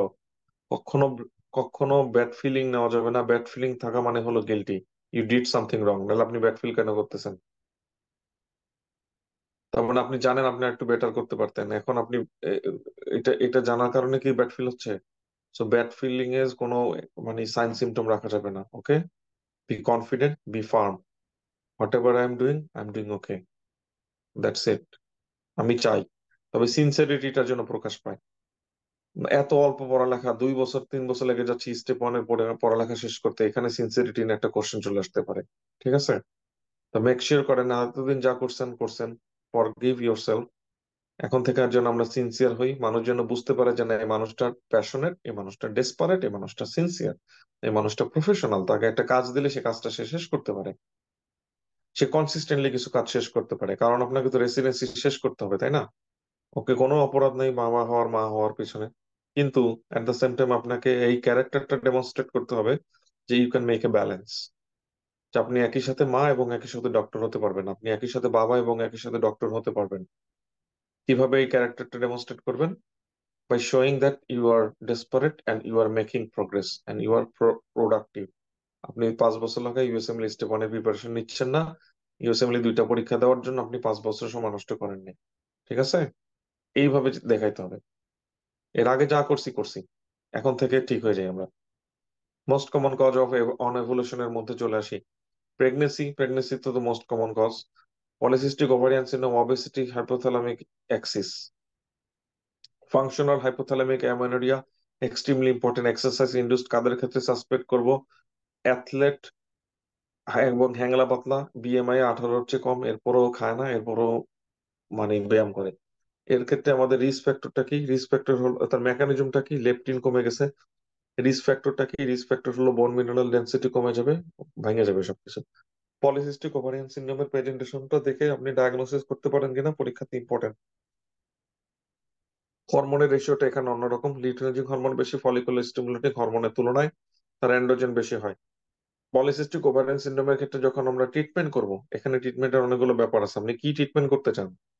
আপনি তার ইনফার্টিলিটি ট্রিটমেন্ট করতে চান, নাকি তার মেনস্ট্রুয়াল ইরেগুলারিটি ট্রিটমেন্ট করতে চান, নাকি তার অ্যান্ড্রোজেন এক্সেস সেটা ট্রিটমেন্ট করতে চান? সো ট্রিটমেন্ট যখন পড়বেন, নিজের সাথে নিচে কথা বলে বলে ট্রিটমেন্ট গুলো পড়বেন, দেখবেন পড়া মনে থাকবে। প্রাইমারি ডিসমেনোরিয়ার কারণগুলো কি? ডিসমেনোরিয়া মানে কি? পেইনফুল মেনস্ট্রুয়েশন, তাই তো? তাহলে প্রথম কথা, পেইনফুল মেনস্ট্রুয়েশন, এটা হলো প্রোস্টাগ্ল্যান্ডিন ই সিনথেসিস বেশি। ইয়ং ফিমেলের ক্ষেত্রে এটা খুবই কমন, রাইট? তো যতক্ষণ ইয়ং আছে ততক্ষণ, আচ্ছা থাক। প্রাইমারি ডিসমেনোরিয়া যেহেতু আমরা মেকানিজমটা জানি, এটা হলো প্রোস্টাগ্ল্যান্ডিন ই সিনথেসিস। তো প্রোস্টাগ্ল্যান্ডিন ই সিনথেসিসের জন্য যেহেতু সেহেতু ট্রিটমেন্ট কি হবে? প্রোস্টাগ্ল্যান্ডিন রিলিজ, মানে প্রোস্টাগ্ল্যান্ডিন কে টার্গেট করা, অর্থাৎ এনএসআইডি, এটাই এটাই তার ট্রিটমেন্ট। ওকে। তারপরে কথা হলো ওভারিয়ান সিস্ট। ওভারিয়ান সিস্ট কি কি ধরনের হতে পারে? Follicular cyst, corpus luteal cyst, theca lutein cyst. Okay. এই সিস্ট গুলো কখন কার ক্ষেত্রে পাওয়া যায়? খুব একটা ইম্পর্টেন্ট না, কিন্তু পড়ে রাখা উচিত। Ovarian tumour extremely important. Ovarian টিউমারের মধ্যে আমরা যেটা পড়বো সেটা হলো সাসপেক্ট করতে পারেন কিনা যে পেশেন্টের ওভারিয়ান টিউমার নিয়ে আসছে, কি কি রিস্ক ফ্যাক্টর আছে। তারপর আমরা পড়বো ওভারিয়ান টিউমারের ক্লাসিফিকেশন। আমরা পড়বো ফাংশনাল ওভারিয়ান টিউমার কি কি প্রেজেন্টেশন নিয়ে আসতে পারে। যেই ওভারিয়ান টিউমারটা এক্সেস অ্যান্ড্রোজেন নিয়ে আসে সে কি নিয়ে আসবে, যে ওভারিয়ান টিউমারটা এক্সেস ইস্ট্রোজেন নিয়ে আসে সে কি নিয়ে আসবে। এবং অফ কোর্স ক্লাসিফিকেশনটা অনেক ইম্পর্টেন্ট। আমাদের এখানে একটা মার্কার আছে, সেই মার্কারটা হলো CA 125, যেটা which is not good for screening, এই কথাটা জানা লাগবে। সেরাস সিস্টাডিনোমা, এটা একটা benign tumour, most common ovarian neoplasm line by fallopian টিউবার লাইক এপিথিলিয়াম, পুরোটা কথা ইম্পর্টেন্ট। মিসেরাস সিস্টাডিনোমা ব্রেনার্স টিউমারের ক্ষেত্রে যেটা পাওয়া যায় সেটা হলো ইউরিনারি ব্লাডারের মতন লাইনিং এপিথেলিয়াম পাওয়া যায়। Serous carcinoma, mucinous carcinoma. কারো ক্ষেত্রে যদি এরকম হয় যে ভাই আমি এসব প্যাথোলজি একদম ভুলে গেছি, কি করণীয়? ওয়েলকাম, আই নো এই প্যাথোলজি গুলো কঠিন। যদি ভুলে যেয়ে থাকেন, আমি সাজেস্ট করবো প্যাথোমার প্যাথোলজিটা আরেকবার একটু রিভিউ করতে, লেকচার সহ। রিপ্রোডাক্টিভ সিস্টেম, আমাদের কিছু সিস্টেম আছে সহজ সহজ ছোট ছোট কিছু সিস্টেম আছে, যে সিস্টেমকে আপনার টার্গেট করা উচিত এইভাবে যে এই সিস্টেমের মেজরিটি কোশ্চেনের অ্যান্সার যেন আমি করতে পারি। কিছু কিছু কঠিন সিস্টেম আছে যেটা পড়তে ভালো লাগে, সেন্স মেক করে, এবং আপনার কাছে মনে হয় যে এটা, হ্যাঁ আমি এটাতে ভালো, এরপরও আপনি 100% স্কোর করা সম্ভব হবে না। যেমন কার্ডিওলজি, যেমন নিউরোলজি, আমি আপনাকে বলতেছি আপনি পারবেন না 100% স্কোর করতে। কিন্তু কিছু কিছু সিস্টেম আছে যেখানে চাইলেই আপনি 100% স্কোর করতে পারবেন, যেমন গ্যাস্ট্রোএন্টারোলজি, যেমন রিপ্রোডাক্টিভ সিস্টেম, যেমন এন্ডোক্রাইন সিস্টেম। চাইলে আপনি এখানে 100% স্কোর হয়তো বা করে ফেলতে পারবেন। যেমন 100% না হোক, নিয়ার 100% করা সম্ভব। যেমন রিনাল, ঠিক আছে, এগুলোতে অনেক কিছু পারা সম্ভব। ওভারিয়ান টিউমারের মধ্যে চলে আসি, ম্যাচিউর সিস্টিক টেরাটোমা কিভাবে প্রেজেন্টেশন হবে। ইম্যাচিউর টেরাটোমা ডিসজর্ডিনমিনোমা, এটাকে ফ্রাইড এগ অ্যাপিয়ারেন্স, এটা একটা বাজ ওয়ার্ড, এবং এটা টিউমার মার্কার গুলো এক্সট্রিমলি ইম্পর্টেন্ট। ইয়ক্সাক টিউমারের টিউমার মার্কার ইম্পর্টেন্ট, তাদের ক্ষেত্রে হয় ইম্পর্টেন্ট। ফাইব্রোমা কি নিয়ে আসে, ফাইব্রোমা হলো মোস্ট কমনলি মেগ সিন্ড্রোম নিয়ে আসে, এক্সট্রিমলি এক্সট্রিমলি ইম্পর্টেন্ট। আপনাকে বলবে যে একই সাথে ওভারিয়ান টিউমার এবং একই সাথে অ্যাসাইটিস, বলো কি হয়েছে। একই সাথে ওভারিয়ান টিউমার, একই সাথে প্লুরাল এফিউশন, বলো কি হয়েছে। তারপরে কথা হলো থিকোমা। থিকোমা কি প্রডিউস করে, থিকোমা ইস্ট্রোজেন প্রডিউস করে, যেহেতু সে ইস্ট্রোজেন প্রডিউস করে সেহেতু হাই ইস্ট্রোজেনের ফান্ডিংস পাওয়া যাবে। তারপরে কথা হলো সার্টোলিলেডিক সেল টিউমার। সার্টোলিলেডিক সেল টিউমারের ক্ষেত্রে হলো ভিরিলাইজেশন পাওয়া যায়, কারণ হলো সে অ্যান্ড্রোজেন প্রডিউস করে। গ্রানুলোসা সেল টিউমারের প্রেজেন্টেশন গুলো কি কি, তার টিউমার মার্কার গুলো কি কি, extremely important. Uterine condition extremely extremely important, এটা ডিফারেন্সিয়াল ডায়াগনোসিস আপনাকে বুঝতে মানে আলাদা করতে হবে। অ্যাডেনোমাইসিস মানে কি, অ্যাডেনোমাইসিস কাদের ক্ষেত্রে হয়, অ্যাডেনোমাইসিস একটু এল্ডারলি লেডির ক্ষেত্রে হবে, ঠিক আছে, 40 বছর উপরে তাদের ক্ষেত্রে হবে। কি নিয়ে প্রেজেন্ট করবে, ওই যে অ্যাবনর্মাল ইউটেরাইন ব্লিডিং নিয়ে প্রেজেন্ট করবে, কিন্তু ইউটেরাসের সাইজটা কি হবে, ইউটেরাস সাইজটা হবে রেগুলার এবং এনলার্জ, অর্থাৎ সারফেসটা স্মুথ। এন্ডোমেট্রিওসিস কি নিয়ে প্রেজেন্ট করবে, মোস্ট লাইকলি সে পেইন নিয়ে প্রেজেন্ট করবে, ইনফার্টিলিটি নিয়ে প্রেজেন্ট করবে। এন্ডোমেট্রিওসিসের top to bottom important risk factor সহ। এন্ডোমেট্রিয়াল হাইপারপ্লাসিয়া কি নিয়ে প্রেজেন্ট করবে, অথবা ইউটেরাসটা এরকম বড় হবে না, কিন্তু এন্ডোমেট্রিয়াল হাইপারপ্লাসিয়ার পেশেন্টের ক্ষেত্রে আপনি যেটা পাবেন, অ্যানোভুলেটরি সাইকেলের কোনো সাইন সিমটম পাবেন, অ্যানোভুলেটরি সাইকেলের কোনো একটা ক্লু পাবেন, যার ক্ষেত্রে অ্যানোভুলেটরি সাইকেল হচ্ছে। অ্যানোভুলেটরি সাইকেল হওয়ার কারণে তার ফলিকুলার ফেজের পরে লুটিয়াল ফেজটা আসতেছে না, লুটিয়াল ফেজ না আসা মানে কি, প্রজেস্টেরন আসতেছে না, প্রজেস্টেরন না আসা মানে কি, আমি ইনহিবিট করতে পারতেছি না এন্ডোমেট্রিয়াল গ্রোথটাকে, মানে কন্টিনিউয়াস আমি এন্ডোমেট্রিয়ামটাকে প্রলিফারেটিভ স্টেজে রাখতেছি, তারপরে তার ব্রেক থ্রু ব্লিডিং হচ্ছে। ব্রেক থ্রু ব্লিডিং মানে কি, ভেঙে পড়তেছে, ঠিক আছে। তাহলে এটার একটা সমস্যা আছে, কি সমস্যা, সমস্যা হলো এইভাবে যদি আমি তাকে অ্যানোভুলেটরি সাইকেলে রেখে দেই, তাহলে তার এন্ডোমেট্রিয়ামে কন্টিনিউয়াস গ্রোথ সিগন্যাল যেতে যেতে এন্ডোমেট্রিয়াল হাইপারপ্লাসিয়া হবে, এন্ডোমেট্রিয়াল হাইপারপ্লাসিয়াকে যদি আমি রেখে দেই, এন্ডোমেট্রিয়াল কার্সিনোমা হবে। এন্ডোমেট্রাইটিস এর ক্ষেত্রে অবশ্যই পেশেন্টের কি থাকবে, ফিভার থাকবে, কিছু রিস্ক ফ্যাক্টর থাকবে যে এক্সটার্নাল ইনস্ট্রুমেন্টেশন করা হয়েছে। Uterine adhesion extremely important, previous কোনো একটা কারণে তাকে ডিএনসি করা হয়েছে, ডিএনসি করার পরে এখন তার রিকারেন্ট প্রেগনেন্সি লস হচ্ছে একটা, অথবা তার আর এরপরে মেনস্ট্রুয়েশন হয় নাই, এটাকে বলা হয় অ্যাশারম্যান সিনড্রোম, ইউটেরাইন অ্যাডহেশনস। লিওমায়োমা, এই পেশেন্টের ক্ষেত্রেও আমাদের কি পাওয়া যাবে, ইউটেরাস এনলার্জ পাওয়া যাবে, কিন্তু সারফেসটা হবে ইরেগুলার। এন্ডোমেট্রিয়াল কার্সিনোমা, এটার ক্ষেত্রেও ইউটেরাস বড় পাওয়া যাবে, সারফেসটা হবে ইরেগুলার কিন্তু খুব হার্ড এবং ফিক্স, এবং বোঝা যাচ্ছে যে কোন একটা কোন আশেপাশের সারাউন্ডিং স্ট্রাকচারের সাথে সে অ্যাডহেয়ার হয়ে আছে। এই ধরনের এক্সাম ফাইন্ডিংস পাওয়া যাবে, ঠিক আছে। এগুলো আলাদা করে জানতে হবে যে কোনটা কি। ফাইব্রোসিস্টিক চেঞ্জেস, ব্রেস্টের ফাইব্রোসিস্টিক চেঞ্জেস আমি কখন সাসপেক্ট করব, ফাইব্রোসিস্টিক চেঞ্জেস এর সাথে আমি আলাদা করব কি করে, এটা কি ফাইব্রোসিস্টিক চেঞ্জেস নাকি ফাইব্রো অ্যাডেনোমা, এটা কি ফাইব্রো অ্যাডেনোমা নাকি ইন্ট্রাডাক্টাল প্যাপিলোমা, এই তিনটা জিনিস একসাথে আলাদা করতে হবে। গাইনোকমাস্টিয়া রিস্ক ফ্যাক্টর কি, তারপরে কথা হলো ব্রেস্ট ক্যান্সারের রিস্ক ফ্যাক্টর কি। ব্রেস্ট ক্যান্সারের ক্ষেত্রে আমাদের যদি আমরা যদি বলি যে প্রগনোস্টিক ইন্ডিকেটর কি, যে কোনো টিউমারের ক্ষেত্রে except brain tumour, most important prognostic factor হলো টিএনএম স্টেজিং, কথাটা যেন মনে থাকে, টিএনএম স্টেজিং এর উপরে কিচ্ছু নাই। রিস্ক ফ্যাক্টর গুলো সুপার ডুপার ইম্পর্টেন্ট। আচ্ছা, আর আগের জিনিসটা যেটা বলছি আমি জানি অনেকে ধরতে পারেন নাই, সেটা হলো ফাইব্রোসিস্টিক চেঞ্জেস এর পেশেন্টের ক্ষেত্রে দেখা যাবে মেনস্ট্রুয়েশনের পরে তার পেইনটা বেটার, কিন্তু বাইল্যাটারাল ব্রেস্ট ইনভলভমেন্ট। ফাইব্রোডেনোমার ক্ষেত্রে ইউনিল্যাটারাল ব্রেস্ট ইনভলভমেন্ট। ইন্টারডেক্টাল প্যাপিলোমার ক্ষেত্রে হলো শুধুমাত্র ব্লাডি নিপল ডিসচার্জ, কিন্তু কোনো মাস পালপেট করা যাচ্ছে না।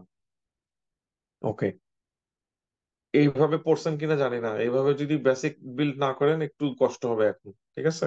বুঝে বুঝে পড়ছেন কিনা, দ্যাটস আমি আমি জানি অনেকের হয়তো বা পড়া ওরকম নাও হতে পারে, কিন্তু আহ এটা এখন ভেঙে পড়ার কোনো কারণে মন খারাপ করার কোনো কারণ নাই। আমি যে কোশ্চেন গুলো করতেছি আমার কোশ্চেন গুলো অ্যান্সার করেন, তাও হবে, ঠিক আছে। মিনিমাম এতটুকু পড়া শেষ করেন আর কি। ওকে, আমার কোশ্চেন, আমি যে কোশ্চেন গুলো করতেছি এই কোশ্চেন গুলোর অ্যান্সার খুঁজে বের করেন, এটাই আপনার বোঝা হয়ে যাবে। বুঝা মানে কি, বুঝা মানে হলো মিনিমাম এক্সপ্লানেশন জানা, মিনিমাম রেশনালিটি জানা, মিনিমাম লজিকটা জানা। এটার জন্য এই কোশ্চেন গুলো করতেছি, আমার এই কোশ্চেন গুলো খেয়াল করেন এবং অ্যান্সার খোঁজার চেষ্টা করেন। প্যাজেট ডিজিজ কোন টিউমারের ক্ষেত্রে হয়? প্যাজেট ডিজিজ আলাদা করব কি করে? লবিউলার কার্সিনোমা অফ ইনসাইটুর ক্ষেত্রে মলিকুলার চেঞ্জ হিসেবে পাওয়া যাচ্ছে ই ক্যাডেনিন এক্সপ্রেশন কম। ই ই ক্যাডেনিন এক্সপ্রেশন কম হওয়ার কারণে কি হবে বলেন তো? তার এখন মেটাস্টেসিস হওয়ার সম্ভাবনা বেশি, তার ইনভেশন হওয়ার সম্ভাবনা সবচেয়ে বেশি। Invasive ductal carcinoma, invasive ductal carcinoma ductal প্যাপিলোমার মতোই, তাহলে তার প্রেজেন্টেশনটা হবে কিরকম? প্রেজেন্টেশনটা হবে ব্লাডি ডিসচার্জ। তারপরে কথা হলো invasive lobar carcinoma. Invasive lobar কার্সিনোমার ক্ষেত্রে এই ক্যাডেরিন এক্সপ্রেশন কম, এই ক্যাডেরিন এক্সপ্রেশন কম হওয়ার ফলে কি হয় আমি অলরেডি বলে ফেলছি। এই পেশেন্টের ক্ষেত্রে কি বলে, আহ একটুকু বললেই চলবে। তারপরে কথা হলো ইনফ্লামেটরি চেঞ্জেস। ইনফ্লামেটরি চেঞ্জেস গুলো কেন হয়? ইনফ্লামেটরি ব্রেস্ট ক্যান্সারটা কেন হয়? সে যখন লিম্ফেটিক্স গুলোকে এফেক্ট করে তখন, এবং যখন এটা হবে সেটা ইন্ডিকেট করে একটা poor prognosis. Pioneer penal pathology গুলো আমরা পড়বো। পেনাল প্যাথোলজির মধ্যে হলো pioneer disease, abnormal curvature of the penis. Abnormal curvature থাকতে পারে, হুইচ ইজ ফাইন, কিন্তু কার্ভেচারের ক্ষেত্রে যদি প্রেয়ার ট্রমার জন্য কার্ভেচার হয়, একটা কার্ভেচার নর্মাল নাকি অ্যাবনর্মাল বুঝবো কি করে? সেটা হলো পেইনফুল কিনা, পেশেন্টের ফাংশনাল অ্যাবনর্মালিটিস হয় কিনা সেটার জন্য। ফাংশন তো বুঝতেই পারতেছেন ফাংশন কি, তাহলে তার ফাংশনাল অ্যাবনর্মালিটিস আছে কিনা নাম্বার ওয়ান। এবং তার এটা ফাংশনাল অ্যাবনর্মালিটিস এর সাথে আরেকটা সিমটম হলো পেইন হয় কিনা। ঠিক আছে? যদি এই সিমটম গুলো প্রেজেন্ট থাকে তখন আমরা এটাকে ডায়াগনোসিস করব এবং আমরা এটা ট্রিটমেন্ট করব। প্যাথোফিজিওলজিটা হলো ফাইব্রোসিস হয়ে যাচ্ছে, কোন লেয়ারটার ফাইব্রোসিস হচ্ছে সেটা। ইসকেমিক প্রায়োরিজম, এরকম মানে ভালগার ছবি না দিলে হয় না। তারপরে কথা হলো ইসকেমিক প্রায়োরিজম মানে হলো ওই যে পেইনফুল কন্ডিশন। ইরেকশন হয়েছে ফাইন, ইরেকশন নিয়ে তো এখন সমস্যার কথা না, কিন্তু ইরেকশনের এত প্রলং যে এটা এখন আর তার মানে এন্টারটেইন লেভেলে নাই, এটা এখন পেইনফুল কন্ডিশনে চলে গেছে। এই পেশেন্ট এখন চলে আসছে ইডি তে, ইমার্জেন্সি ডিপার্টমেন্টে। ওকে, আপনাকে যেটা জিজ্ঞেস করবে ইউএসএমএল তে, আপনাকে যেটা স্টেপ ওয়ানে যেটা চেক করতে চাবে, আপনি বুঝেন কিনা এটা ইসকেমিক প্রায়োরিজম, আপনি বুঝেন কিনা প্রায়োরিজম হলে তার নেক্সট রিস্ক গুলো কি কি, আপনি বুঝেন কিনা তার রিস্ক ফ্যাক্টর গুলো কি কি, একটুকু বললে বুঝলেই চলবে। Squamous cell carcinoma risk factor বুঝেন কিনা, রিস্ক ফ্যাক্টর গুলো বুঝে নিজেরা সেখান থেকে সেভ করে রাখেন, এটা হলো সবচেয়ে বড় ইম্পর্টেন্ট কথা। ওকে, তাহলে রিস্ক ফ্যাক্টর গুলো বুঝে স্কোয়ামাস সেল কার্সিনোমা এবং স্কোয়ামাস সেল কার্সিনোমা নিয়ে প্রেজেন্ট করতে পারে। ক্রিপ্টো অর্গানিজম ইউসেমলি আপনাকে কি চেক করবে? ক্রিপ্টো অর্গানিজম আপনি ডায়াগনোসিস করতে পারেন কিনা, আপনি যদি পেডিয়াট্রিশিয়ান হন, আপনি যদি কোনো বাচ্চাকে দেখেন, আপনি ডায়াগনোসিস করতে পারতেছেন কিনা যে তার ক্রিপ্টো অর্গানিজম আছে। ক্রিপ্টো অর্গানিজমটা কেন ডায়াগনোসিস করা উচিত? শুধুমাত্র কি ইনফার্টিলিটির জন্য? না, শুধুমাত্র ইনফার্টিলিটির জন্য, তার ইনফার্টিলিটি হইতেও পারে নাও হতে পারে, এমন হতে পারে তার একটা টেস্টিস এনাফ। মেইন ইম্পর্টেন্স হলো যে যার ক্রিপ্টো অর্গানিজম আছে এই টেস্টিসে টিউমার ডেভেলপ করবে এই জন্য। আর অবশ্যই আমরা টেস্টিসটাকে স্যালভেজ করতে চাই, সেভ করতে চাই।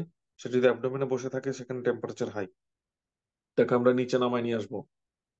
প্রিম্যাচুরিটি রিস্ক অফ দ্য এটা রিস্ক ফ্যাক্টর, একটা সিগনিফিকেন্ট রিস্ক ফ্যাক্টর হলো প্রিম্যাচুরিটি।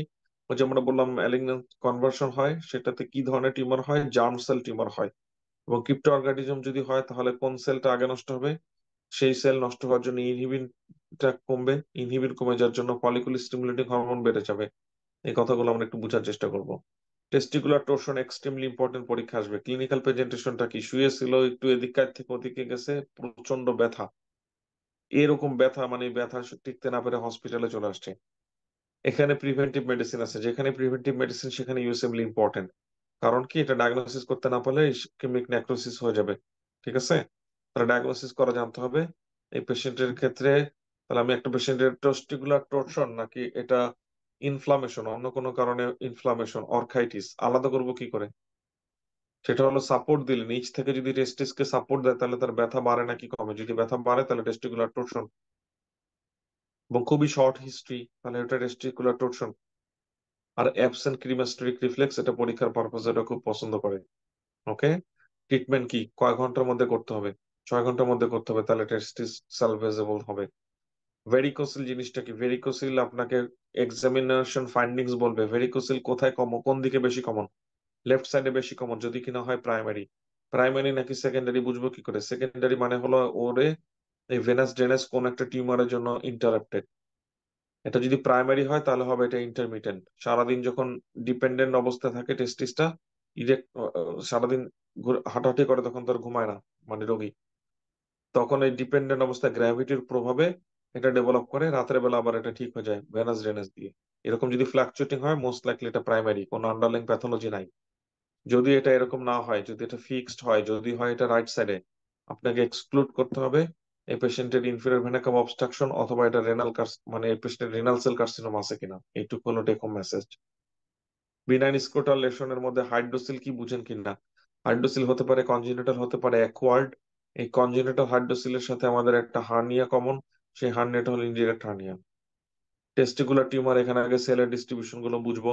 জার্ম সেল মানে কি, সাপোর্টিং সেল গুলো কি কি আছে, হরমোন প্রডিউসিং সেল গুলো কি কি আছে, লেডিক সেল, সার্টলি সেল। সেমিনোমা কোন কিসের টিউমার, সেমিনোমা কখন হবে, কাদের হবে, প্রেজেন্টেশন কি হবে। এমব্রিওনাল কার্সিনোমা কিসের টিউমার, কোন সেলের টিউমার, কি কি হরমোন প্রডিউস করবে, কি কি টিউমার বায়োমার্কার আছে। টেরাটোমা কিসের টিউমার, ইয়ক্সেক টিউমার, কোরিওকার্সিনোমা কিসের টিউমার। মেলের ক্ষেত্রে শুধুমাত্র সেমিনোমাটা খুব ভালো করে পড়েন তাহলে হবে, সেমিনোমা ইয়ক্সেক টিউমার, এই দুইটা খুব ভালো করে পড়েন। লেডিক সেল টিউমারটা একটু মোটামুটি পড়েন তাহলে হবে। ঠিক আছে। Hormonal level in the germ cell tumour extremely important. কার ক্ষেত্রে, মানে কার ক্ষেত্রে কোনটা বেশি পাওয়া যায়, কার ক্ষেত্রে কোনটা পাওয়া যায়, ঠিক আছে, খুবই ইম্পর্টেন্ট। এই হরমোনাল লেভেলটা আপনাকে আপনার লাইফ সেভ করবে। জার্মিনোমা পড়তে বলছে কিনা জানি না, জার্মিনোমাটা পড়া উচিত। এপিডিডাইমিস এবং অর্কাইটিস, এপিডিডাইমিস এবং অর্কাইটিসের রাউট ইম্পর্টেন্ট। কিভাবে সেই পর্যন্ত এত ডিপ এই সম্পদের মধ্যে কি করে অর্গানিজম গেল, এবং অর্গানিজম কোনটা গেছে সেটার উপরে ডিপেন্ড করবে যে উনি কোথায় গেছে, কি করে উনি। ঠিক আছে। তার মানে এটা বয়সের সাথে কিছু অর্গানিজমের সম্পর্ক আছে, কোন বয়সের ছেলে পিলে। আই ডোন্ট নো এটা কি আদৌ ট্রু কিনা। কত বুড়া মানুষ আছে ফালতু। আই ডোন্ট নো, পরীক্ষা বই যেটা বলছে সেটাই। আপনার আমার মতামতের এখানে দাম নেই। ওকে। অর্গানিজম ইম্পর্টেন্ট, ইউএসএমএল টেস্ট করবে অর্গানিজম। মোস্ট কমন অর্গানিজম হলো, মোস্ট কমন অর্গানিজম ইয়ং মেলের ক্ষেত্রে হলো এক ধরনের অর্গানিজম, আর ওল্ড মেলের ক্ষেত্রে এক ধরনের অর্গানিজম। কারণ কি জানেন? কারণ কি? বিনেন প্রোস্টেটিক হাইপারপ্লাসিয়ার প্যাথোফিজিওলজি কি? এখানে পিএসএ হাই পাওয়া যায়, প্রেজেন্টেশন কি হয়, কোন জোনে হয়, ট্রিটমেন্ট হিসেবে আমরা কি দিব, কোনটা ইমিডিয়েট কাজ করবে, কোনটা ইমিডিয়েট কাজ করবে না, দেরিতে কাজ করবে, কাজ করতে সময় লাগবে। ইমিডিয়েট কাজ করবে আলফা ওয়ান অ্যান্টাগনিস্ট। ওরা সিলেক্টিভ নাকি নন সিলেক্টিভ? সিলেক্টিভ। যখন আপনি স্টেরয়েড হরমোনকে টার্গেট করতেছেন, তার মানে কি অ্যান্ড্রোজেনকে টার্গেট করতেছেন, এটা ট্রিটমেন্ট হতে সময় লাগবে। প্রোস্টেটাইটিস, প্রোস্টেট পর্যন্ত যাবে কি করে, অর্থাৎ ব্যাক রাউট করে যেতে হবে, পেনিস থেকে ব্যাক রাউট করে যাবেন, ইউরেথ্রা থেকে ব্যাক রাউট করে করে যাবেন। প্রোস্টেট পর্যন্ত কিভাবে গেল। অ্যাগেন প্রোস্টেটাইটিস হতে পারে, যদি ক্রনিক প্রোস্টেটাইটিস হয়, এটা হলো নন ব্যাকটেরিয়াল। এই একটা কথা মনে রাখেন, সিকেতে আপনার লাইফ সেভ হবে। ক্রনিক প্রোস্টেটাইটিস হলো ক্রনিক পেলভিক পেইন সিন্ড্রোমের মতন। ঠিক আছে। তো এই পেশেন্টের ক্ষেত্রে অ্যাকচুয়ালি এটা নন ব্যাকটেরিয়াল, নন ব্যাকটেরিয়াল হওয়া সত্ত্বেও অ্যান্টিবায়োটিক দিয়ে তার ভালো ট্রিটমেন্ট, ভালো আউটকাম পাওয়া গেছে। We don't know why. আর অ্যাকিউট ব্যাকটেরিয়াল মানে হলো অ্যাকিউট প্রেজেন্টেশন, তার সাথে সাথে ফিভার থাকবে এবং পেলভিক পেইন থাকবে। আলাদা করতে করতে জানা লাগবে, প্রোস্টেটিসের পেশেন্ট তার মাথা ব্যথা নিয়ে আসবে না নাকি মাথা ব্যথা নিয়ে আসবে। তাহলে প্রেজেন্টেশনে তার সিমটম ডিউরেশন দেখে আপনি বুঝবেন যে তার কি অ্যাকচুয়ালি প্রোস্টেটাইটিস হয়েছে। ডিআরই করলে বোঝা যাবে যে ব্যথাটা আসলে প্রোস্টেট থেকে আসতেছে। অ্যাকিউট ব্যাকটেরিয়াল প্রোস্টেটাইটিসটা স্টেপ ওয়ানের জন্য বেশি ইম্পর্টেন্ট, ক্রনিকটা না, কিন্তু জানা থাকা ভালো। অ্যাকুট ব্যাকটেরিয়াল প্রোস্টেটাইটিস অর্গানিজমটা ইম্পর্টেন্ট ইয়ং মেলের ক্ষেত্রে একটা, ইয়ং আর মানে বুড়াদের ক্ষেত্রে আরেকটা। কারণ কি তাও আপনারা জানেন। প্রোস্টেটিক অ্যাডেনোকার্সিনোমা কমন হলো 50 বছরের উপরে বয়স হলে। প্রোস্টেটিক অ্যাডেনোকার্সিনোমা যদিও এটা প্রোস্টেটের ম্যাস, কিন্তু এটা ইউরিনারি ফ্লোতে কোনো এফেক্ট করে না। কেন এটা ইউরিনারি ফ্লোতে এফেক্ট করে না? কারণ এটা পেরিফেরাল জোন, এই জন্য এফেক্ট করে না। তার ক্ষেত্রে পিএসএটা বেশি পাওয়া যায়। তার মানে বুঝে যাচ্ছে পিএসএটা কি নন স্পেসিফিক, ডায়াগনস্টিক অথবা স্ক্রিনিং টুল হিসেবে ইউজ করা যাবে না। এক পেশেন্ট এসে বলবে যে আমার বন্ধুর এরকম প্রোস্টেটিক অ্যাডেনোকার্সিনোমা ধরা পড়ছে, আমি স্ক্রিনিং করতে চাই, স্ক্রিনিং এর জন্য কোনো টুল আছে কিনা? বলতে হবে যে না, স্ক্রিনিং এর জন্য কোনো টুল নাই। মেটাস্টেসিস হবে কোথায়? স্পাইনে। এবং মেটাস্টেসিস স্পাইনে হওয়ার অ্যানাটমিক্যাল ফ্যাক্টর গুলো কি কি? এখানে যে ভেনাস প্লেক্সাসে ভেনগুলোর সাথে কানেক্টেড, এই ভেনগুলোর মধ্যে কোনো কি নাই, লাগাম নাই। বলে না যে ওই মুখে মুখে কোনো লাগাম নাই, ওদের মুখে যেমন লাগাম নাই এই ভেনগুলোর মধ্যে তেমন লাগাম নাই। লেকচারের এই অবস্থাতে আমরা 5 মিনিটের একটা ব্রেক নিব। 5 মিনিটের ব্রেকের পর আমরা আবার শুরু করবো ইনশাল্লাহ।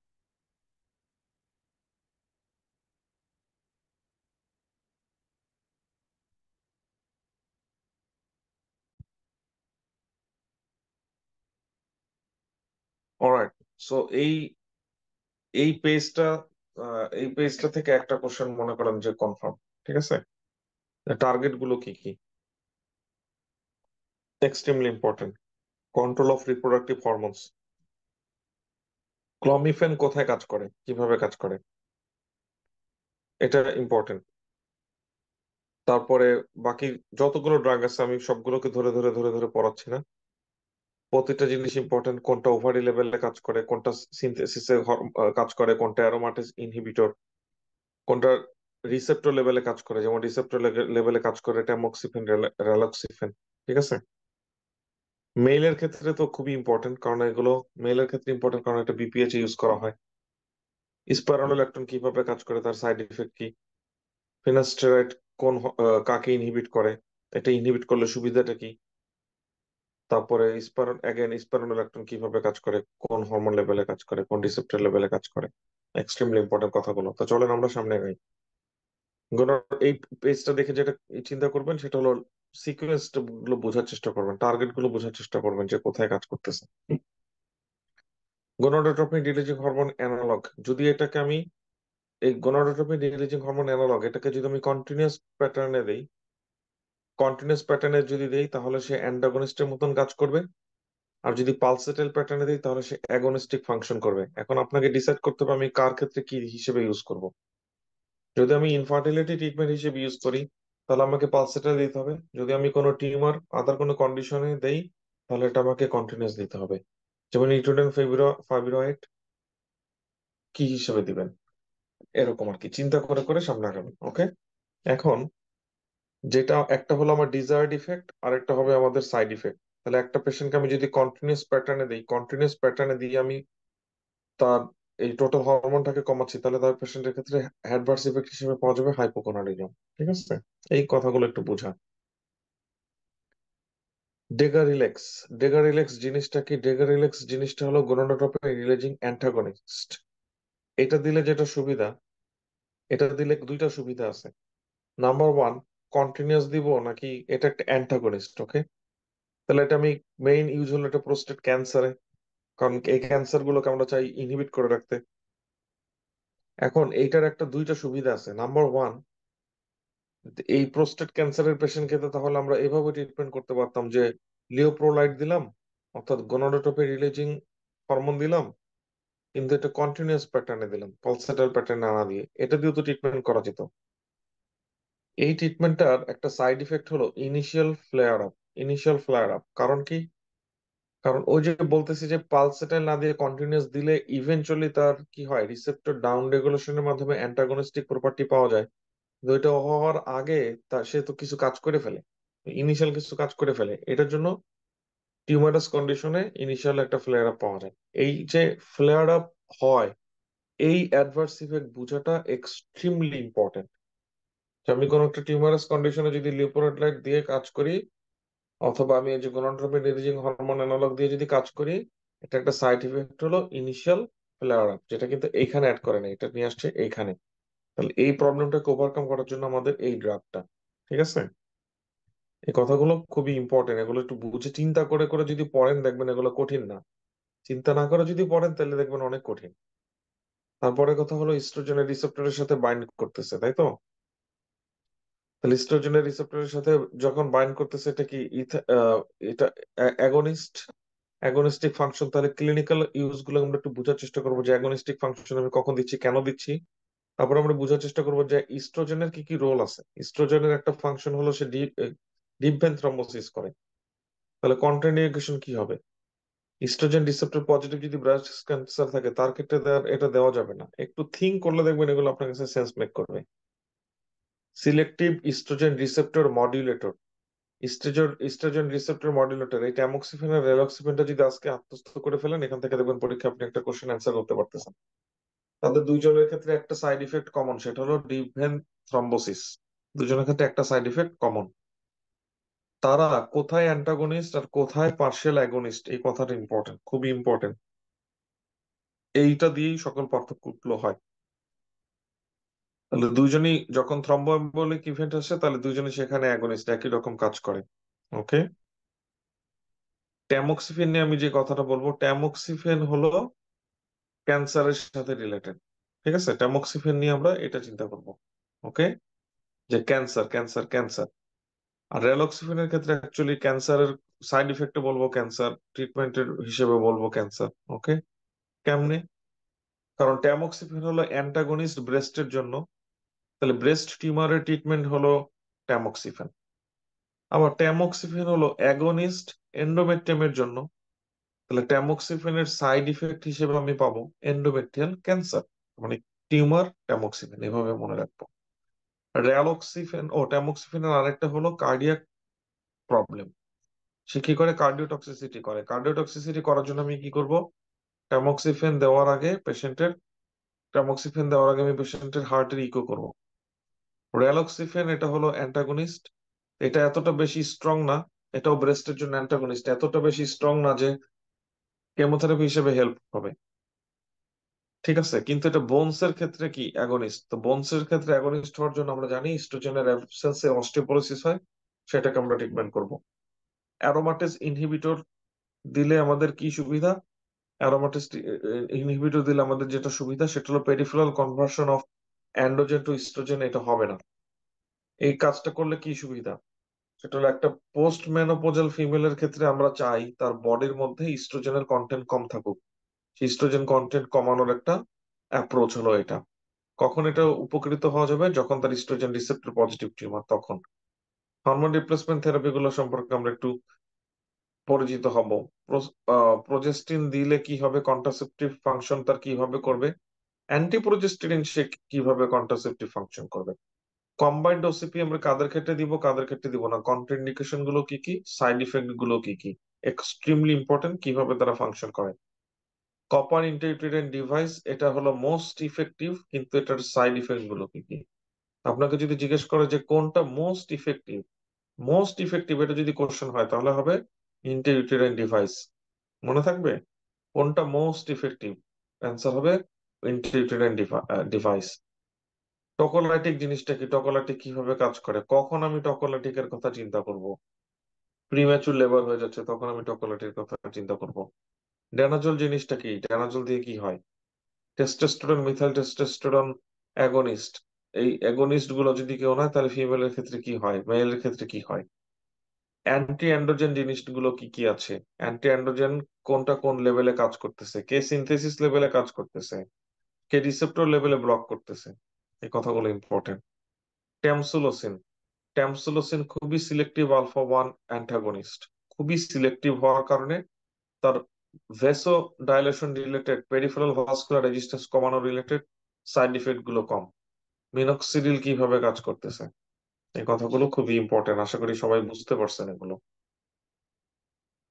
অ্যাগেন কিভাবে পড়বেন আমাদের গ্যাপে, যেখানে যেখানে হাইলাইট করতে বলছি সেগুলো হাইলাইট করবেন, যে যে কোশ্চেন আমি পড়ানোর সময় বলি সেগুলো ক্যান্সার করবেন।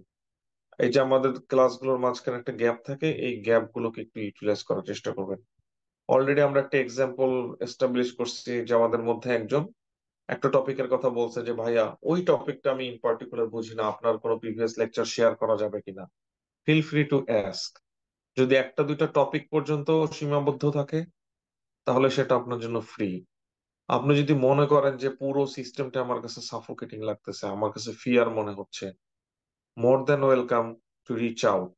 কিন্তু সেটা ফ্রি হবে না যখন আপনি পুরো সিস্টেম চাবেন। আমি আপনাকে টেকনিক শিখিয়ে দিতেছি, ঠিক আছে? আমি কিন্তু মানে আপনার মেন্টর, আপনি আমার মেন্টি, কথাটা মনে রাখবেন, ঠিক আছে? আমি টাকা চার্জ করি, এই কথাটা যেমন সত্য, আবার আমি অনেক কাইন্ড, আপনি যদি আমার কাছে চাইতে পারেন।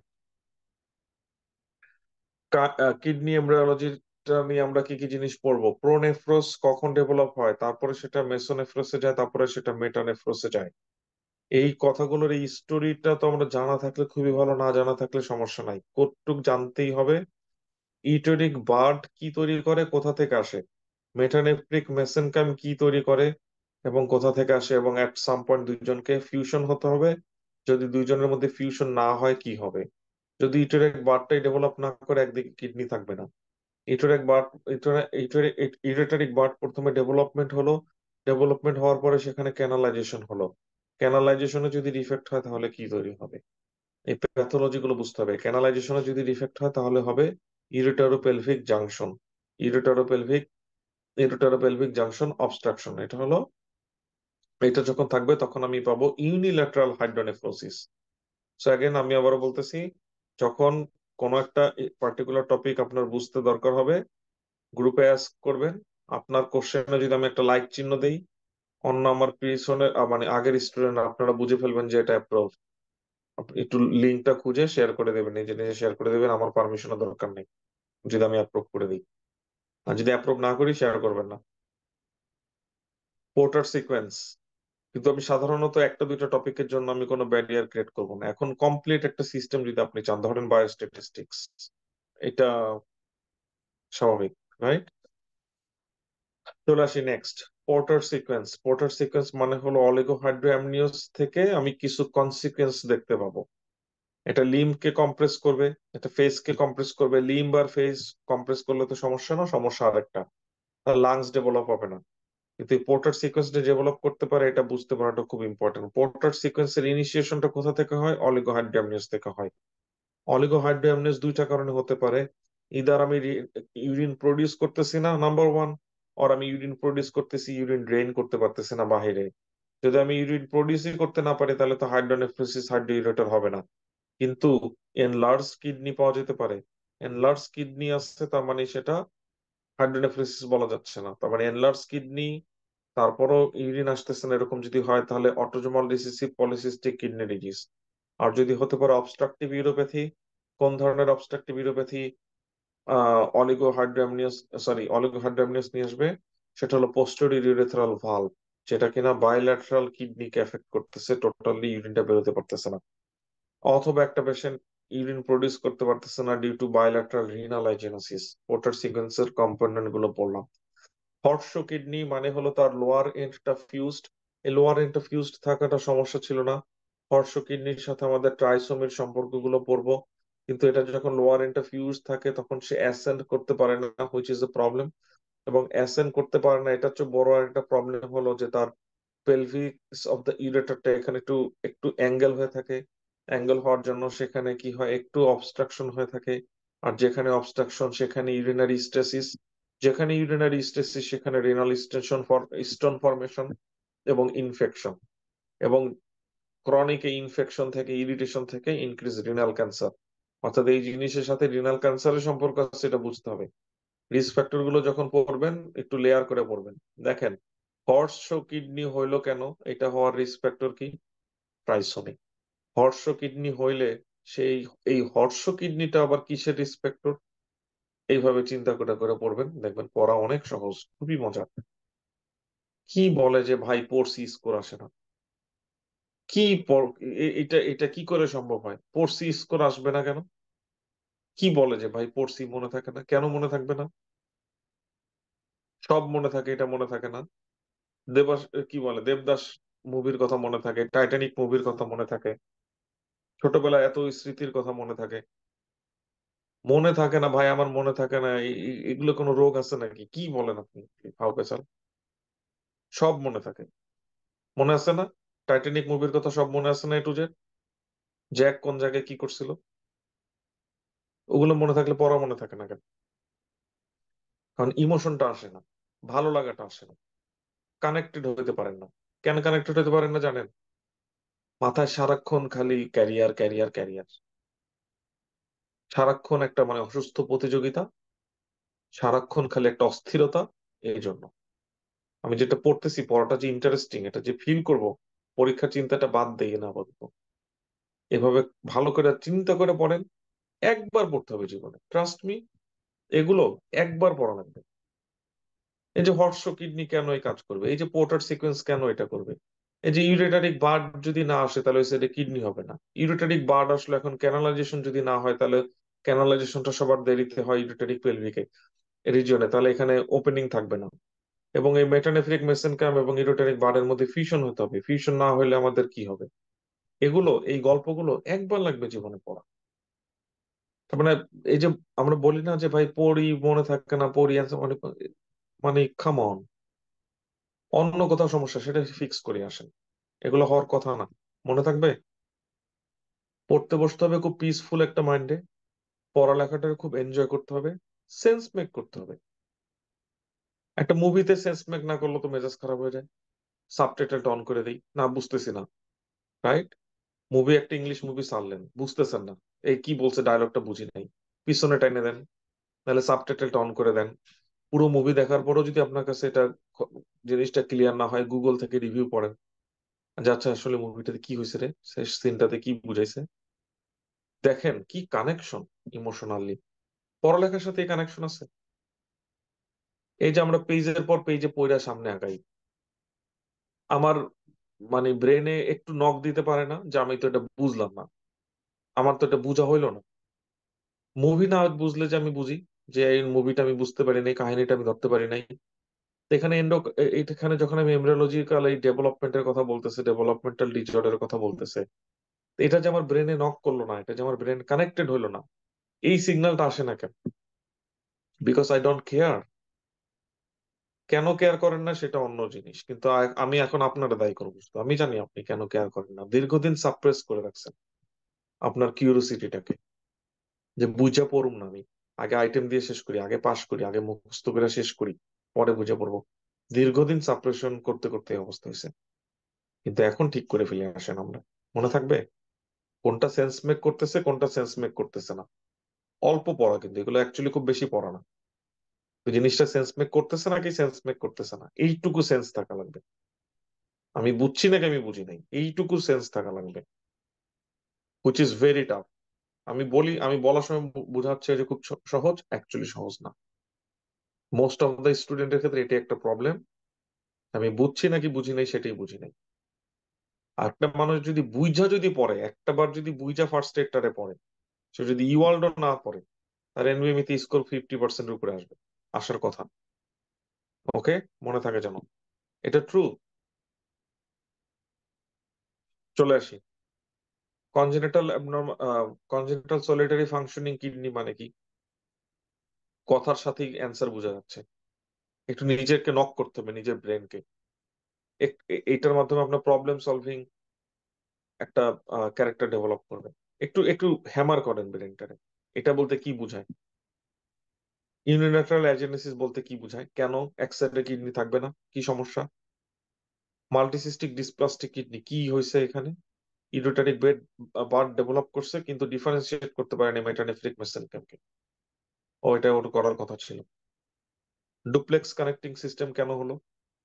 তার মানে ইউরেটারিক বার্ডটা উপরের দিকে যে ডিভাইডেড হওয়ার কথা, কিন্তু সেই ইউরেটারিক বার্ড আর্লি ডিভাইডেড হয়ে গেছে, এই জন্য ডুপ্লেক্স কানেক্টিং সিস্টেম। পোস্টেরিয়র, এটা খুবই ভাই, এই জিনিস যদি না বুঝে থাকেন, আমার পুরান স্টুডেন্ট যারা আছেন, আমার কিডনির এই অংশটুকুর লেকচার সবার সাথে শেয়ার করে দিন। পুরো একটা সিকোয়েন্স কাহিনী, এত সহজ, বলার মতন না। পোস্টেরিয়র ইউরেথ্রাল ভালভ অবস্ট্রাকশনের লেভেল কোনটা থাকবে, আগে গল্প বুঝবো, তারপর আমি গল্পের মাঝখান থেকে কোশ্চেন আসবে। এটার কোনো খবর নেই, গল্প না বুঝা গল্পের মাঝখানে কোশ্চেন নিয়ে দৌড়াদৌড়ি করলে তো মাথায় এগুলো ঘুরলে তো পারা যাবে না। পোস্টেরিয়র ইউরেথ্রাল ভালভের অবস্ট্রাকশনের লেভেলটা কোন জায়গায়? মেমব্রেনাস ইউরেথ্রাতে। এখানে যদি অবস্ট্রাকশন হয়, ভিজুয়ালাইজ করতে হবে, there are something you have to visualise, right? Visualise করি না কেন? গুগল আছে না, সবার হাতে স্মার্টফোন আছে না? একটু ভিজুয়ালাইজ করি, আমি একটু গুগলে সার্চ দেই, ইমেজে ক্লিক করি, ভিজুয়ালাইজ হয়ে যাবে। কোন জায়গায় অবস্ট্রাকশন হলে বায়োল্যাটারাল হাইড্রোনেফ্রোসিস হয়।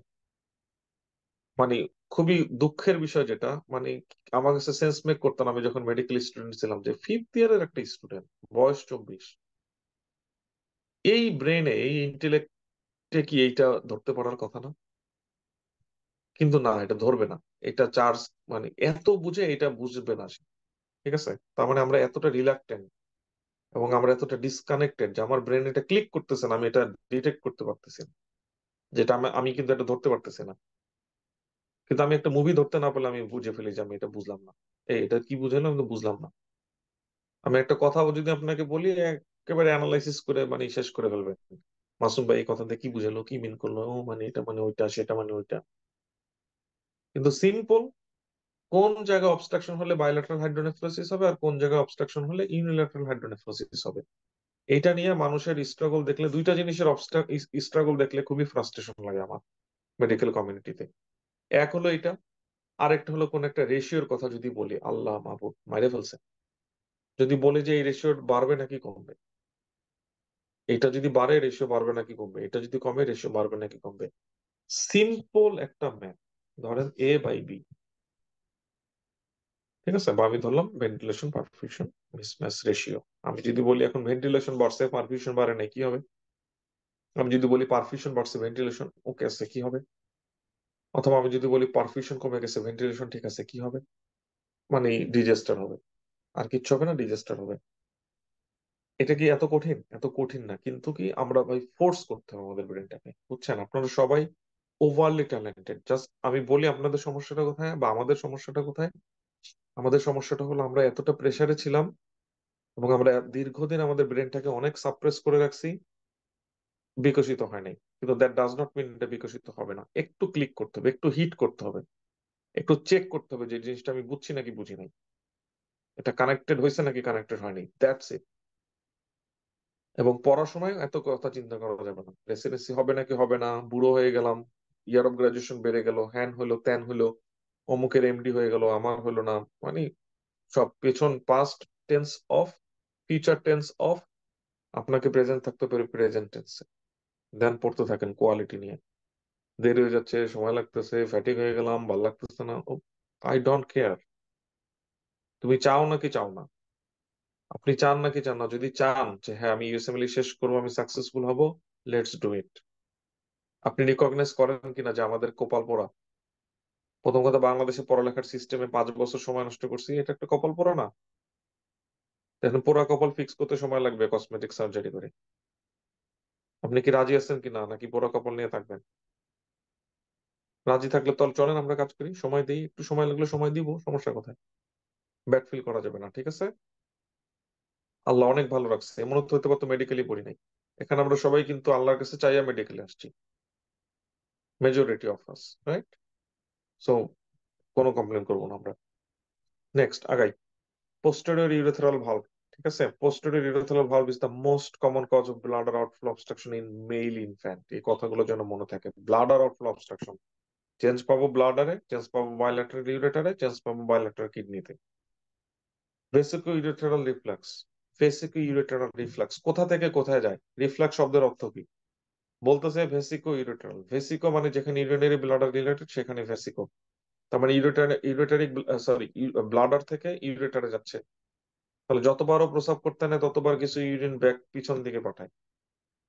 এই যে আমাদের মধ্যে অনেক স্টেপন দিতে পারে না কেন, ও যতবার পড়ালেখা শুরু করে ও পিছন দিকে হাঁটে, ও পড়া শুরু করে কার্ডিওলজি দিয়ে। অধিক দর পড়া বাকি ইমিউনোলজি, অধিক দর পড়া হয় না বায়োস্ট্যাটিস্টিক্স, অধিক দর পড়া হয় না সাইকিয়াট্রি। কিন্তু যতবার পড়া শুরু করে, ও যতবার বলে ভাই এখন আবার নতুন করে পড়া শুরু করলাম, ও শুরু করবে কার্ডিওলজি দিয়ে। ওর ভেসিকুলার রিফ্লেক্স আছে, এর জন্য ওর ইউরিন আর সামনে আগায় না, ঠিক আছে? ভেসিকুলার রিফ্লেক্সের পেশেন্ট কি হবে, এরকম প্রতিবার সে কিছু রিটার্ন করে রাখতেছে, প্রতিবার এভাবে কিছু ইউরিন রিটার্ন করে রাখতেছে। তাহলে আমি কি বলছি একটু আগে, যেখানেই রিটেনশন সেখানেই ইনফেকশন, সেখানেই স্টোন ফরমেশন, সহজ হিসাব। আগাই সামনে। Renal blood flow, renal blood ফ্লোটা এক্সট্রিমলি ইম্পর্টেন্ট। আপনাকে রেনাল ব্লাড ফ্লো ঢুকে বেরোয় আসবেন, এবং আপনি সত্যি এটা পারেন কিনা, ছবি এঁকে এঁকে আপনি বুঝাইতে পারেন কিনা যে কিডনির এখান দিয়ে এখান দিয়ে এখান দিয়ে যায়। এখন আপনি যখন বলবেন যে কিডনির এখান দিয়ে ব্লাড ভেসেল যায়, চিপা চাপা গুলো বোঝা লাগবে, এটা কি আর এটা কি। এই যে বললা এখান দিয়ে যায়, তারপরে এখানে যে ব্রাঞ্চ হয় আপনাকে বোঝা লাগবে এটা কি, এই যে কোন জায়গায় যায় ব্রাঞ্চ। এগুলো না বুঝলে তো আপনি বলতে পারবেন না। তাহলে প্রথমে কিডনির অ্যানাটমি পড়তে হবে, outer renal substance, inner renal sinus. সেই আউটার রেনাল সাবস্টেন্স কে দুই ভাগে ভাগ করে, সেটা হলো কর্টেক্স এবং মেডুলা। সেই মেডুলার মধ্যে আমরা যেটা দেখতে পাই, সেই মেডুলাকে আমরা, মেডুলার মধ্যে আমরা এই জিনিসগুলো দেখতে পাই, ঠিক আছে? এভাবে ভাগ করে করে করে আমি সামনে আগাবো। এখন আমি ব্লাড মানে আর্টারি নিয়ে ঢুকবো, ঠিক আছে? খুবই সহজ, কঠিন কিছু না। এই সিকোয়েন্স গুলো ইম্পর্টেন্ট পরীক্ষার জন্য।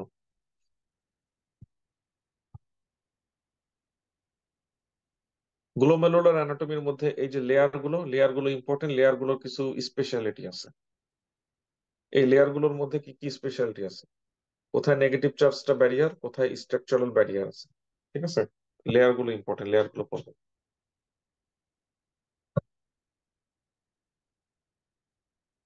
Course of ureter, course of ureter পড়ার সময় সবচেয়ে বেশি ইম্পর্টেন্ট হলো লোয়ার পোর্শনটুকু, মিডল এবং লোয়ার পোর্শনটুকু, যেখানে যে আপনি সার্জিক্যাল ইন্টারভেনশনের সময় ইউরেটার ড্যামেজ হতে পারে, ঠিক ওই অংশটুকু হলো ইম্পর্টেন্ট। মনে থাকবে। ফ্লুইড কম্পার্টমেন্টের মধ্যে একটা কোশ্চেন আস্ক করবেন, সবচেয়ে বেশি ফ্লুইড কোথায় থাকে এবং ফ্লুইডের শিফট বুঝেন কিনা। তারপরে টপিক হলো ইসিএফ কম্পার্টমেন্টে কোন ইলেকট্রোলাইট বেশি, আইসিএফ কম্পার্টমেন্টে কোন ইলেকট্রোলাইট বেশি। এই কয়েকটা কোশ্চেনের অ্যান্সার দিতে হবে, ঠিক আছে। কোন জিনিস কোথা থেকে কোথায় শিফট করতে পারে, ওয়াটার কোথা থেকে কোথায় শিফট করতে পারে, এই কম্পার্টমেন্ট গুলোর মধ্যে ব্যারিয়ার কি কি। গ্লোমেরুলার ফিল্ট্রেশন ব্যারিয়ার, গ্লোমেরুলার আগের যে কথাটা বললাম, ফিনেস্ট্রেটেড ক্যাপিলারি এন্ডোথেলিয়াম বেসমেন্ট মেমব্রেন, এখানে টাইপ 4 কোলাজেন আছে, ভিসেরাল এপিথেলিয়াম লেয়ার আছে। কোনটা কোনটা চার্জ ব্যারিয়ার, কোনটা কোনটা সাইজ ব্যারিয়ার। চার্জ ব্যারিয়ার নষ্ট হয়ে যাবে মিনিমাল চেঞ্জ ডিজিজে, সাইজ ব্যারিয়ার নষ্ট হয়ে যাবে যে কোনো destructive process, immunological attack. Renal ক্লিয়ারেন্সের ম্যাথমেটিক্স, আমি চাই আমার এখানে যারা, আমার মন ভালো হয়ে গেছে, মন ভালো না মানে আমার এখানে যারা আসছে, যে যে চাবে তাদের সবাইকে ফ্রি দিয়ে দেওয়া হবে, ঠিক আছে। এগুলো না বুঝে আগায় না। রেনাল ক্লিয়ারেন্স, এই অঙ্কটা কই থেকে আসলো, এই অঙ্কটা কই থেকে আসলো, কিভাবে আসলো, এক্সট্রিমলি ইম্পর্টেন্ট, বুঝি কিনা অঙ্কটা কিভাবে আসছে, কই থেকে আসছে। তারপরে টপিক হলো ক্লিয়ারেন্স যদি জিএফআর এর চেয়ে কম হয় তাহলে কি মিন করে, ক্লিয়ারেন্স যদি জিএফআর এর চেয়ে বেশি হয় তাহলে কি মিন করে। হ্যাঁ, এটা যদি না বুঝেন ইউএসএমএল পাস হবে কিনা, বা আপনার সামনে অনেক মানুষ পাস করছে, আপনার পরও অনেক মানুষ এটা না বুঝে পাস করবে, কিন্তু বুঝার মধ্যে একটা তৃপ্তি আছে, ঠিক আছে। টেস্টটা যদি নিতে চান টেস্ট নিতে পারেন, টেস্ট ফ্রি। ওকে। আর যদি মনে করেন যে না আমি বুঝবো না, বুঝার টাইম নেই এখন, ওকে, মোর দ্যান ওয়েলকাম, খালি এতটুকু জিনিস মনে রাখেন, সাথে এক্সাম্পল গুলো মনে রাখেন যে কোন সাবস্টেন্সের ক্ষেত্রে এই ঘটনাটা ঘটে। তারপরের টপিকে চলে যাচ্ছি, গ্লোমেরুলার ফিল্ট্রেশন রেটের সাথে প্লাজমা ক্রিয়েটিনিনের সম্পর্ক। এখানে একটা জিনিস খেয়াল করতে হবে, এই কার্ভের এই প্যাটার্নটা খেয়াল করতে হবে। এখানে দেখা যাচ্ছে অনেক লম্বা সময়, প্রথম কথায় কার্ভটা দিয়ে কি বুঝায়, কার্ভে যদি আমি এদিক থেকে এদিকে আগাই তার মানে মেন করতেছে জিএফআর যত ফল করবে, জিএফআর যত কমবে, ক্রিয়েটিনিন তত বাড়বে, জিএফআর যত কমবে ক্রিয়েটিনিন তত বাড়বে। আমরা একটা জিনিস দেখলাম, অনেক লম্বা সময় সেটা অ্যাকোমোডেট করতে পারে, অর্থাৎ লম অনেকখানি জিএফআর ফল করা সত্ত্বেও ক্রিয়েটিনিন ওইভাবে ড্রপ করে নাই। কিন্তু যখন এটা 50-র নিচে, জিএফআরটা যদি 50-র নিচে ড্রপ করে তখন সাই সাই করে ক্রিয়েটিনিনটা বেড়ে যায়। এই যে ভ্যারিয়েশনটা, এই কার্ভের এই ভ্যারিয়েশনটা আপনাকে জিজ্ঞেস করবে, ভ্যারিয়েশনটা আপনি বুঝেন কিনা। Renal blood floor auto regulation myogenic theory কি, টিউবুলোগ্লোমেরুলার ফিডব্যাক মেকানিজম মানে কি, ইফেক্টিভ রিনাল প্লাজমা ফ্লো কিভাবে ক্যালকুলেট করে, ফিল্ট্রেশনের ফোর্স গুলো কি কি, ফিল্ট্রেশন কখন কখন এফেক্টেড হয়, কখন ফিল্ট্রেশন বাড়বে অর্থাৎ জিএফআর কখন বাড়বে, জিএফআর কখন কমবে। এই এই টেবিলটা extremely important. Afferent arterial constriction হলে কি হয়, ইফারেন্ট আর্টেরিয়াল কনস্ট্রিকশন হলে কি হয়, প্লাজমা প্রোটিন কনসেন্ট্রেশন বাড়লে কি হয়, কমলে কি হয়, কনস্ট্রিকশন অফ দ্য ইউরেটার অথবা ইউরেটারে কোনো অবস্ট্রাকশন হলে কি হয়, ডিহাইড্রেশনে কি হয়। Extremely important. Calculation of the reabsorption and secretion rate, এটা না পারলেও সমস্যা নাই, কিন্তু দুইটা জিনিস বোঝা উচিত। এই যে এইটা না পারলে সমস্যা নাই, কিন্তু দুইটা জিনিস বোঝা উচিত। সেটা হলো ফিল্টার্ড লোড বলতে কি বোঝায়, এক্সক্রিশন রেট বলতে কি বোঝায়। এই দুইটা ক্যালকুলেশন করলে আমরা বুঝতে পারি রিঅ্যাবজর্পশন রেট কি, সিক্রেশন রেট কি। আপনি বুঝেন কিনা রিঅ্যাবজর্পশন কি আর সিক্রেশন কি। যখন একটা জিনিস খেয়াল করছেন, যখন আমি ফার্স্ট এডে ফিজিওলজিতে চলে আসি তখন কিন্তু আমি আপনাকে তেমন কিছু বলতে পারি না, কারণ এখানে হলো, এগুলো হলো হিন্টস, এখানে ডিসকাশন বেশি, এখানে টক টক অনেক বেশি, ঠিক আছে। এই জন্য আমি এখানে কিছু করতে পারি না। এবং এটা শুরু করার একটা সময় আছে, এক জায়গা থেকে শুরু করে এক জায়গায় যেয়ে শেষ করতে হয়। ফিজিওলজিটা ফিজিওলজি পড়ানো হলো সবচেয়ে বেশি মানে আর্ট। আমি সবগুলো সাবজেক্ট পড়াইতে পছন্দ করি, কিন্তু আমার কাছে মনে হয় ফিজিওলজিটা হলো সবচেয়ে বেশি কঠিন। ফিজিওলজিটা কঠিন, এমব্রায়োলজিটা কঠিন। কঠিন না মানে অ্যাজ এ টিচার কিছু করার থাকে আর কি। অনেক অনেক কিছু আছে আসলে অ্যাজ এ টিচার কিছু করার থাকে না। ফিজিওলজি ইজ দ্য বিউটি, মানে ডিফাইন করে দিবে, মানে ডিফারেন্সিয়েট করে দিবে। আপনি যদি টিচিং প্রফেশনটা লাইক করেন বা টিচিং লাইক করেন, it will differentiate your skill. আর আমি সবসময় একটা কথা বলি যে মানে টিচিং এ বা বোঝার ক্ষেত্রে, নিজের ক্ষেত্রে বা অন্যকে বোঝানোর ক্ষেত্রে ইম্পর্টেন্ট হলো আপনি কোথা থেকে শুরু করতেছেন এটা বুঝেন কিনা, কোথা থেকে শুরু করলে অডিয়েন্স বুঝবে এটা।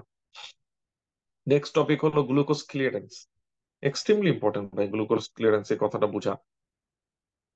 গ্লুকোজ ক্লিয়ারেন্সের কিছু চেঞ্জ আসে, ঠিক আছে? এই যে ইসপ্লে, ইসপ্লে শব্দটা দিয়ে কি বুঝায়, এখানে রেনাল থ্রেশহোল্ড বলতে কি বুঝায়, এই কথাগুলো ইম্পর্টেন্ট।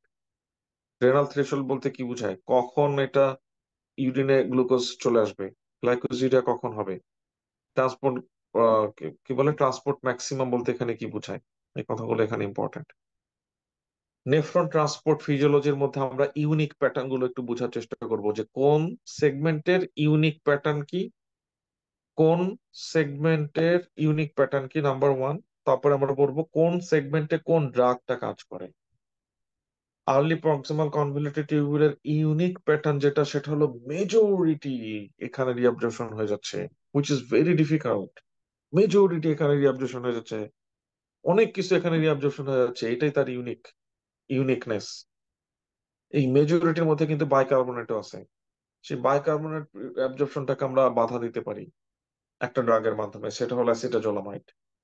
এই আর্লি প্রক্সিমাল কনভলিউটেড টিউবুলের মধ্যে আরো কিছু হরমোন কাজ করে, সেটা হলো প্যারাথাইরয়েড হরমোন, সেটা হলো অ্যানজিওটেনসিনোজেন 2। এই জিনিসগুলো কিভাবে কাজ করে আমরা বুঝলাম। Thin descending loop of Henle এবং থিক অ্যাসেন্ডিং লুপ অফ হেনলির মধ্যে একটা পোর্শন হলো ওয়াটারের প্রতি পারমিয়েবল না, আর একটা হলো ইলেকট্রোলাইটের প্রতি পারমিয়েবল না। কিভাবে এটা হেল্প করে, কালেক্টিং টিউবুল গুলোর মধ্যে কি কি, এবং কোথায় কোন হরমোন কাজ করে। আর্লি ডিস্টাল কনভলিউটেড টিউবুল কি, কোন সেগমেন্ট গুলোকে ডাইলেটিং সেগমেন্ট বলা হয়, কোথায় আবার আমরা কনসেন্ট্রেশন, ইউরিনের কনসেন্ট্রেশন ধীরে ধীরে বাড়বে, কোন কোন জায়গায় বাইকার্বনেট অ্যাবজর্পশন হবে এবং হাইড্রোজেন সিক্রেশন হবে, কোন কোন জায়গায় পটাশিয়াম সিক্রেশন হবে, কোন কোন কোথায় কোথায় কোথায় অ্যালডোস্টেরন কাজ করবে, কোথায় এডিএইচ কাজ করবে, অ্যালডোস্টেরন কাজ করার জন্য কোন রিসেপ্টর দরকার এবং কোন চ্যানেল দরকার, এডিএইচ কাজ করার জন্য কোন রিসেপ্টর দরকার, কনসেন্ট্রেটেড ইউরিন ফর্মেশন হওয়ার জন্য ইউরিনের ইউরিয়ার ভূমিকাটা কি, ফ্যানকনি সিন্ড্রোমের যে ডিফেক্টটা কোন সেগমেন্টে হচ্ছে, ম্যানিফেস্টেশন হিসেবে কি পাবো, Bartter syndrome, Gitelman syndrome, Liddle syndrome. ওই যে বললাম যে কিছু জিনিস আছে ইউএসএমএল তে মুখস্থ করতে হয় বোঝার পরেও, এটা হলো এরকম যে বুঝার পরও এটা কাজে দিবে না, একটু কষ্ট করে মুখস্থ করতে হবে। এই barter syndrome, Gitelman syndrome, লিডলম্যান syndrome, এই তিনটার মধ্যে একজনের ক্ষেত্রে আমি পাবো শুধুমাত্র গেইন অফ ফাংশন, সেটা হলো লিডল সিন্ড্রোম। গেইন অফ ফাংশনে কি হবে, এই সো কোনটাতে গেইন অফ ফাংশন আর কোনটাতে হলো মানে রিঅ্যাবজর্পশনের ডিফেক্ট, ঠিক আছে? তাহলে রিঅ্যাবজর্পশনের ডিফেক্ট যখন থাকবে তখন দেখবেন যে ওকে রিঅ্যাবজর্পশন হচ্ছে না, তাহলে এটা কোন একটা ডায়াবেটিক দিলে যেই ইফেক্ট পাইতাম সেই রকম একটা ইফেক্ট পাবো। তাহলে কোন ডায়াবেটিক সেটা, এটা ডিপেন্ড করবে আপনি কোন সেগমেন্টের ডিফেক্টের কথা বলতেছেন। এইভাবে চিন্তা করে করে মিলাইবেন। লিডল সিনড্রোম মানে গেইন অফ ফাংশন, তার মানে কোন একটা চ্যানেলের মানে হয়তো বা বেড়ে যাবে। চ্যানেলের পরিমাণ যদি, সোডিয়াম চ্যানেলের পরিমাণ যদি বেড়ে যায় তাহলে সোডিয়াম রিঅ্যাবজর্পশন বাড়বে, সোডিয়ামের পরিমাণ বেড়ে যাবে। এভাবে চিন্তা করা, তাহলে সোডিয়ামের রিঅ্যাবজর্পশন যদি বেড়ে যায় তাহলে পটাশিয়ামের এক্সক্রিশন বেড়ে যাবে, যেটা কিনা হাইপোক্যালেমিয়া। আর সোডিয়াম তো আমি ওদিক দিয়ে চ্যানেল এটা রিঅ্যাবজর্পশন করতেছে, চ্যানেল রিঅ্যাবজর্পশন করার জন্য হাইপারটেনশন, হাইপারটেনশন হওয়ার কারণে তার অ্যালডোস্টেরন কম। Syndrome of inappropriate syndrome of apparent mineralocorticoid excess. এই যে তার মিনারেলোকর্টিকয়েড এখন বেশি, মিনারেলোকর্টিকয়েড এসে কিভাবে কাজ করে, মিনারেলোকর্টিকয়েড আমাকে সোডিয়াম বেশি অ্যাবজর্পশন করাবে এবং বাইকার্বনেট সিক্রেশন বাড়াবে, পটাশিয়াম সিক্রেশন বাড়াবে। এটার জন্য আমি কি ইফেক্ট গুলো পাবো, এক্সট্রিমলি ইম্পর্টেন্ট এগুলো। এই টপিকটাও সুপার ডুপার ইম্পর্টেন্ট, এরকম বড় কার্ভ না দিলেও আপনাকে জিজ্ঞেস করবে। এই যে এই রেশিওটা, এই রেশিও ইকুয়াল টু ওয়ান মানে কি, গ্রেটার দেন ওয়ান মানে কি, লেস দেন ওয়ান মানে কি, তার মানে কখন অ্যাবজর্পশন হচ্ছে, কখন সিক্রেশন হচ্ছে, কখন কোনো চেঞ্জ হচ্ছে না, এই কথাটা বুঝা। এবং সাবস্ট্রেটটার দিকে তাকাবেন এবং নিজে বলবেন যে এই সাবস্ট্রেটটা কি ধীরে ধীরে অ্যাবজর্পশন হয় নাকি সাবস্ট্রেটটার সিক্রেশন হয়। সেটার উপর বেস করে আপনি নিজে নিজে অ্যান্সার করবেন, সলভ করবেন। এগুলো মুখস্থর জিনিস না, বারবার বলতেছি। রেনিন, অ্যানজিওটেনসিন, অ্যালডোস্টেরন এই অ্যাক্সিস থেকে যদি প্রশ্ন না আসে, টাকা ফেরত। একটা না একটা প্রশ্ন এখান থেকে আসবেই। এখানে শুধু ডিজিজ না, এখানে ডিজিজ, এখানে ফিজিওলজি, এখানে ফার্মাকোলজি, সবকিছু আছে। যে কোনো এক জায়গা থেকে শুরু করলেই চলবে, ঠিক আছে? আমি সাজেস্ট করি রেনিন থেকে শুরু করো। তাহলে কোথা থেকে কিভাবে আসতেছে, ওকে? সো লিভার থেকে শুরু করবেন, অ্যানজিওটেনসিনোজেন। আমি তো এটা পুরোটা এখন পড়াবো না আর কি। তারপরে আহ অ্যানজিওটেনসিনোজেন 2 তার কি কি কাজ আছে, এটা পড়া। তারপর আপনি ব্রেক করবেন যে আমি কোন লেভেলে অবস্ট্রাকশন হলে তার ফিডব্যাক লুপটা অ্যাবসেন্ট থাকার জন্য কোন জিনিসগুলো বাড়বে। তাহলে ধরেন একটা পেশেন্টকে আমি ডিরেক্ট রেনিন ইনহিবিটর দিলাম। তাহলে আমি যদি ডিরেক্ট রেনিন ইনহিবিটর দেই, তাহলে তার অ্যানজিওটেনসিনোজেনের পরিমাণ বাড়বে, অ্যানজিওটেনসিন 1 এর পরিমাণ কমবে, অ্যানজিওটেনসিন 2 এর পরিমাণ কমবে। অ্যালডোস্টেরন গেল কোথায়? অ্যালডোস্টেরনের পরিমাণ কমবে, ঠিক আছে? একটা পেশেন্টকে যদি আমি এসি ইনহিবিটর দেই, একটা পেশেন্টকে যদি আমি এসি ইনহিবিটর দিলে কি হবে? তাহলে আমি এই জায়গাটা ব্লক করলাম। এই জায়গাটা ব্লক করলে তার অ্যানজিওটেনসিনের পরিমাণ বাড়বে, অ্যানজিওটেনসিন 2 এর পরিমাণ বাড়বে, অ্যানজিওটেনসিন 1 এর পরিমাণ বাড়বে, 2 এর পরিমাণ কমবে, অ্যালডোস্টেরনের পরিমাণ কমবে, এই রিলেটেড ফাংশন কমবে। তারপরে একটা পেশেন্টকে যদি আমি দেই যে অ্যানজিওটেনসিন 2 রিসেপ্টর ব্লকার, তাহলে রিসেপ্টর ব্লকার মানে কি? অ্যানজিওটেনসিন 2টা ধরেন এখানে এসে কাজ করলো না, তাহলে তার বাড়বে কি কি? অ্যানজিওটেনসিনোজেন বাড়বে, অ্যানজিওটেনসিন 1 বাড়বে, অ্যানজিওটেনসিন 2 বাড়বে। আর কমবে কি কি? তার কমবে হলো অ্যালডোস্টেরন। এইভাবে চিন্তা করে করে পড়তে হবে। ঠিক অপোজিট, একটা পেশেন্টের যদি রেনিন সিক্রেটিং টিউমার হয়, একটা পেশেন্টের এখন রেনিন বেশি, তার ক্ষেত্রে কি পাওয়া যাবে? আবার একটা পেশেন্টের অ্যালডোস্টেরন সিক্রেটিং টিউমার, অ্যালডোস্টেরন বেশি, তার ক্ষেত্রে কি পাওয়া যাবে? একটা পেশেন্টের অ্যালডোস্টেরনও বেশি না, অন্য একটা মিনারেল কর্টিকয়েড বেশি, তাহলে কি পাওয়া যাবে? অন্য একটা মিনারেল কর্টিকয়েড যেহেতু বেশি, সে যে সাপ্রেস করবে একদম প্রথমে, সবগুলাকে সাপ্রেস করবে। সো এখানে অনেক ম্যানিপুলেশন সম্ভব। এই ম্যানিপুলেশন গুলো সম্পর্কে আপনাকে পড়াশোনা করতে হবে, অন্তত এই একটা পাথওয়ে। আশা করি বুঝতে পারছেন সবাই। এখানে সবগুলো জিনিস একসাথে দেওয়া আছে, সবার ফাংশন গুলো একসাথে দেওয়া আছে, রিভিশন করবো আমরা। রেনিন কি ফাংশন করে, কোথা থেকে আসে? রেনিন সিক্রেটিং সেল গুলোর মধ্যে বিটা 1 রিসেপ্টর আছে। আপনাকে যখন জিজ্ঞেস করা হবে যে প্রোপানল অথবা বিটা ব্লকার কিভাবে অ্যান্টি হাইপারটেনসিভ রোল প্লে করে, সে ওই যে হার্টের, গিভ মি 1 সেকেন্ড।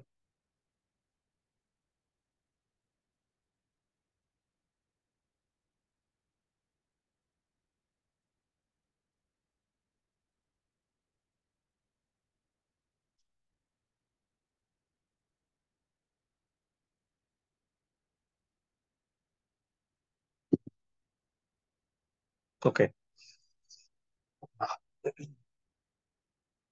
এটা হলো রিনাল সিম্প্যাথেটিক ডিস, ওই যে বললাম বিটা 1 রিসেপ্টর, এই কথাটা খুবই ইম্পর্টেন্ট। তারপরে এসি ইনহিবিটর দিলে কি কি কাহিনী ঘটে, এই এনজাইমটা কোথায় থাকে বেশি, অ্যানজিওটেনসিন 2 জিনিসটা কি, এএনপি বিএনপি জিনিসটা কি, তার মেকানিজম অ্যাকশনের মধ্যে সাইক্লিক জিএমপি কথাটা আছে। এই স্টেপ 1 এই জিনিসগুলো একটু পেইনফুল, মানে তার সেন্স মেকের মধ্যে তার গল্পগুলো খুব কঠিন কঠিন গল্প, ঠিক আছে? তারপরে কথা হলো এডিএইচ। এডিএইচ হলো সাইক্লিক এমপি রিলেটেড। এডিএইচ এর সাথে রিসেপ্টরের নামটা কি? এডিএইচ ভেসোপ্রেসিনের রিসেপ্টরের নামটা, মানে যখন ভেসোপ্রেসর তখন রিসেপ্টরটা কি, যখন ওয়াটার রিঅ্যাবজর্পশন করে তখনকার রিসেপ্টরের নাম কি, চ্যানেলটার নাম কি? অ্যালডোস্টেরন এটা একটা স্টেরয়েড হরমোন, তার এন্ড প্রোডাক্ট গুলো কি কি, এটার জন্য রিসেপ্টর কি, এটার জন্য চ্যানেল কি? জাক্সটাগ্লোমেরুলার অ্যাপারেটাসে কি কি থাকে? জাক্সটাগ্লোমেরুলার অ্যাপারেটাসের হাইপারপ্লাসিয়া হওয়া মানে কি? কিডনির হরমোনের ফাংশনের মধ্যে চলে আসি, ইরেথ্রোপয়েটিন আসতেছে, ইরেথ্রোপয়েটিনের ফাংশন কি? কোলেক্যালসিফেরল আসতেছে প্রক্সিমাল কনভলিউটেড টিউবুল থেকে, তার ফাংশন কি? প্রোস্টাগ্ল্যান্ডিন আসতেছে, সে renal blood flow, renal plasma flow maintain করে, এবং এটাকে এফেক্টেড হচ্ছে কি দিয়ে, সেটা হলো এনএসআইডি দিয়ে। তাহলে এনএসআইডি দিলে তো একটা সমস্যা, সেফ এনএসআইডি গুলো কি কি আছে? সেলেকক্সিব হলো সেফ এনএসআইডি, ইবুপ্রোফেন হলো সেফ এনএসআইডি। ডোপামিন, ডোপামিনের মাধ্যমে কি হতেছে, dopamine secreted by the proximal convoluted tubular cell, সেও এখানে রেনাল ব্লাড ফ্লো মেনটেন করতেছে। Hormone acting on the kidney, এটাও ইওসিমিলে খুব একটা মানে হট টপিক। লোকেশন পড়তে হবে, কোন লোকেশনে কাজ করে এবং অ্যাকচুয়ালি ইন পার্টিকুলার কি কাজ করে। যদি খেয়াল করে দেখেন যে প্যারাথাইরয়েড হরমোন যখন প্রক্সিমাল কনভলিউটেড টিউবুলে কাজ করে, তখন কাজ করতেছে সে ফসফেটের এগেনস্টে। যখন কি বলে কালেক্টিং ডাক্টে কাজ করে, তখন কাজ করতেছে ক্যালসিয়ামের জন্য। Extremely important. তারপরে কথা হলো potassium shift, extremely extremely important, এগুলোর জন্য রোগী মরে যাবে, এই জন্য ইম্পর্টেন্ট। ওকে, আপনাকে বুঝতে হবে যে আপনি কি ট্রিটমেন্ট করতেছেন, কি দিতেছেন। Be careful, very very careful. কোন একটা পেশেন্টে আপনি ইনসুলিন দিতেছেন, ইনসুলিন ড্রিপ দিচ্ছেন, তার পটাশিয়ামের এখন কি চেঞ্জ হবে বোঝা উচিত। অন্তত ইনসুলিনের সাথে সম্পর্কটা বোঝা উচিত। অন্তত পক্ষে ইনসুলিনের সাথে সম্পর্ক, বিটা অ্যাগনিস্ট, বিটা ব্লকারের সাথে সম্পর্ক, এবং সেল লাইসিসের সাথে সম্পর্ক কি, এই কয়টা জিনিসের সম্পর্ক অন্তত বুঝেন, তাহলেই হবে। ইলেকট্রোলাইট ডিস্টারবেন্স, ইলেকট্রোলাইট ডিস্টারবেন্সে আমার এই কোশ্চেন করার দরকার নাই যে ম্যাগনেসিয়াম কি মানে হাইপোক্যালেমিয়া করে, মানে কাজের জিনিস থেকে আজেরা জিনিসের দিকে না দৌড়াই। ঠিক আছে, এখানে দেয়ার আর সামথিং, এটা আনএক্সপ্লেনেবল। ওকে, সোডিয়াম নিয়ে আসবে সিএনএস এর কমপ্লেন, ক্যালিমিয়া নিয়ে আসবে কার্ডিয়াক কমপ্লেন, কার্ডিয়াক থিংস। তাহলে সোডিয়াম রিলেটেড যত কমপ্লিকেশন এটা হলো সিএনএস এর, আর পটাশিয়াম রিলেটেড যত কমপ্লিকেশন সেটা হলো হার্টের। ক্যালসিয়াম, এটা হলো নিউরোমাস্কুলার এক্সাইটেবিলিটি, কিন্তু এটার সাথে ইকেজি চেঞ্জ গুলো কি সেটা আমরা পড়বো কিউটি প্রলঙ্গেশন। ম্যাগনেসিয়ামের একটা কাহিনী হলো, কোন একটা পেশেন্টের যদি হাইপোম্যাগনেসেমিয়া থাকে, তাহলে তার ক্ষেত্রে রেজিস্ট্যান্ট হাইপোক্যালেমিয়া ডেভেলপ করে, যে হাইপোক্যালেমিয়া পটাশিয়াম সাপ্লিমেন্ট দিয়েও শেষ করা যাচ্ছে না, ট্রিটমেন্ট করা যায় না। এই কম্পোনেন্টটা পরীক্ষাতে খুব ইম্পর্টেন্ট। এই হাইপোম্যাগনেসিমিয়া বেশি কমন যে পেশেন্টের ডায়রিয়া আছে, যে পেশেন্টের অ্যালকোহল ইউজ ডিসঅর্ডারস আছে। ওকে, এক্সট্রিমলি ইম্পর্টেন্ট।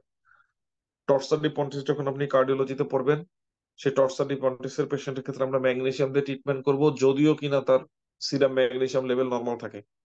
এই কথাগুলো ইম্পর্টেন্ট। তারপরে কথা হলো ফসফেট, ফসফেট অত বেশি ইম্পর্টেন্ট না। Features of the renal disorder, এই যে বললাম, টেবিল যখনই পাবেন ইনক্রিজ ডিক্রিজ ইনক্রিজ ডিক্রিজ এই ফেনোমেনাটা যখন দেখতে পাবেন, এই সামারি গুলা দেখতে পাবেন, তখনই ধরে নেবেন এটা ইউএসএমএল এর জন্য ইম্পর্টেন্ট এবং ফিজিওলজির কোশ্চেন। সিনড্রোম অফ ইনঅ্যাপ্রোপ্রিয়েট এডেজ সিক্রেশনের মধ্যে কি চেঞ্জ আসে, প্রাইমারি হাইপারঅ্যালডোস্টেরনিজম। এই টেবিলটা পড়ার আগে আগে আপনাকে নিজেকে ডিজিজ প্রসেসটা জানতে হবে, কোথা থেকে শুরু, এন্ড প্রোডাক্ট গুলো কি কি, এন্ড রেজাল্ট গুলো কি কি, তাহলে টেবিল মেলানোটা কোনো কঠিন কিছু না। অ্যাসিড বেস ফিজিওলজিটা, আমার অ্যাসিড বেস ক্লাস সবার জন্য আমি আমার অ্যাসিড বেস ক্লাসটাকে ফ্রি করে দিলাম এবং গিফট করলাম। সবাই বলেন, সবাই কি বলবেন, সবাই বলেন আলহামদুলিল্লাহ। বলেন, আগে আলহামদুলিল্লাহ বলেন, তারপরে শেয়ার করবো। দেখি আলহামদুলিল্লাহ কে কে কইছে।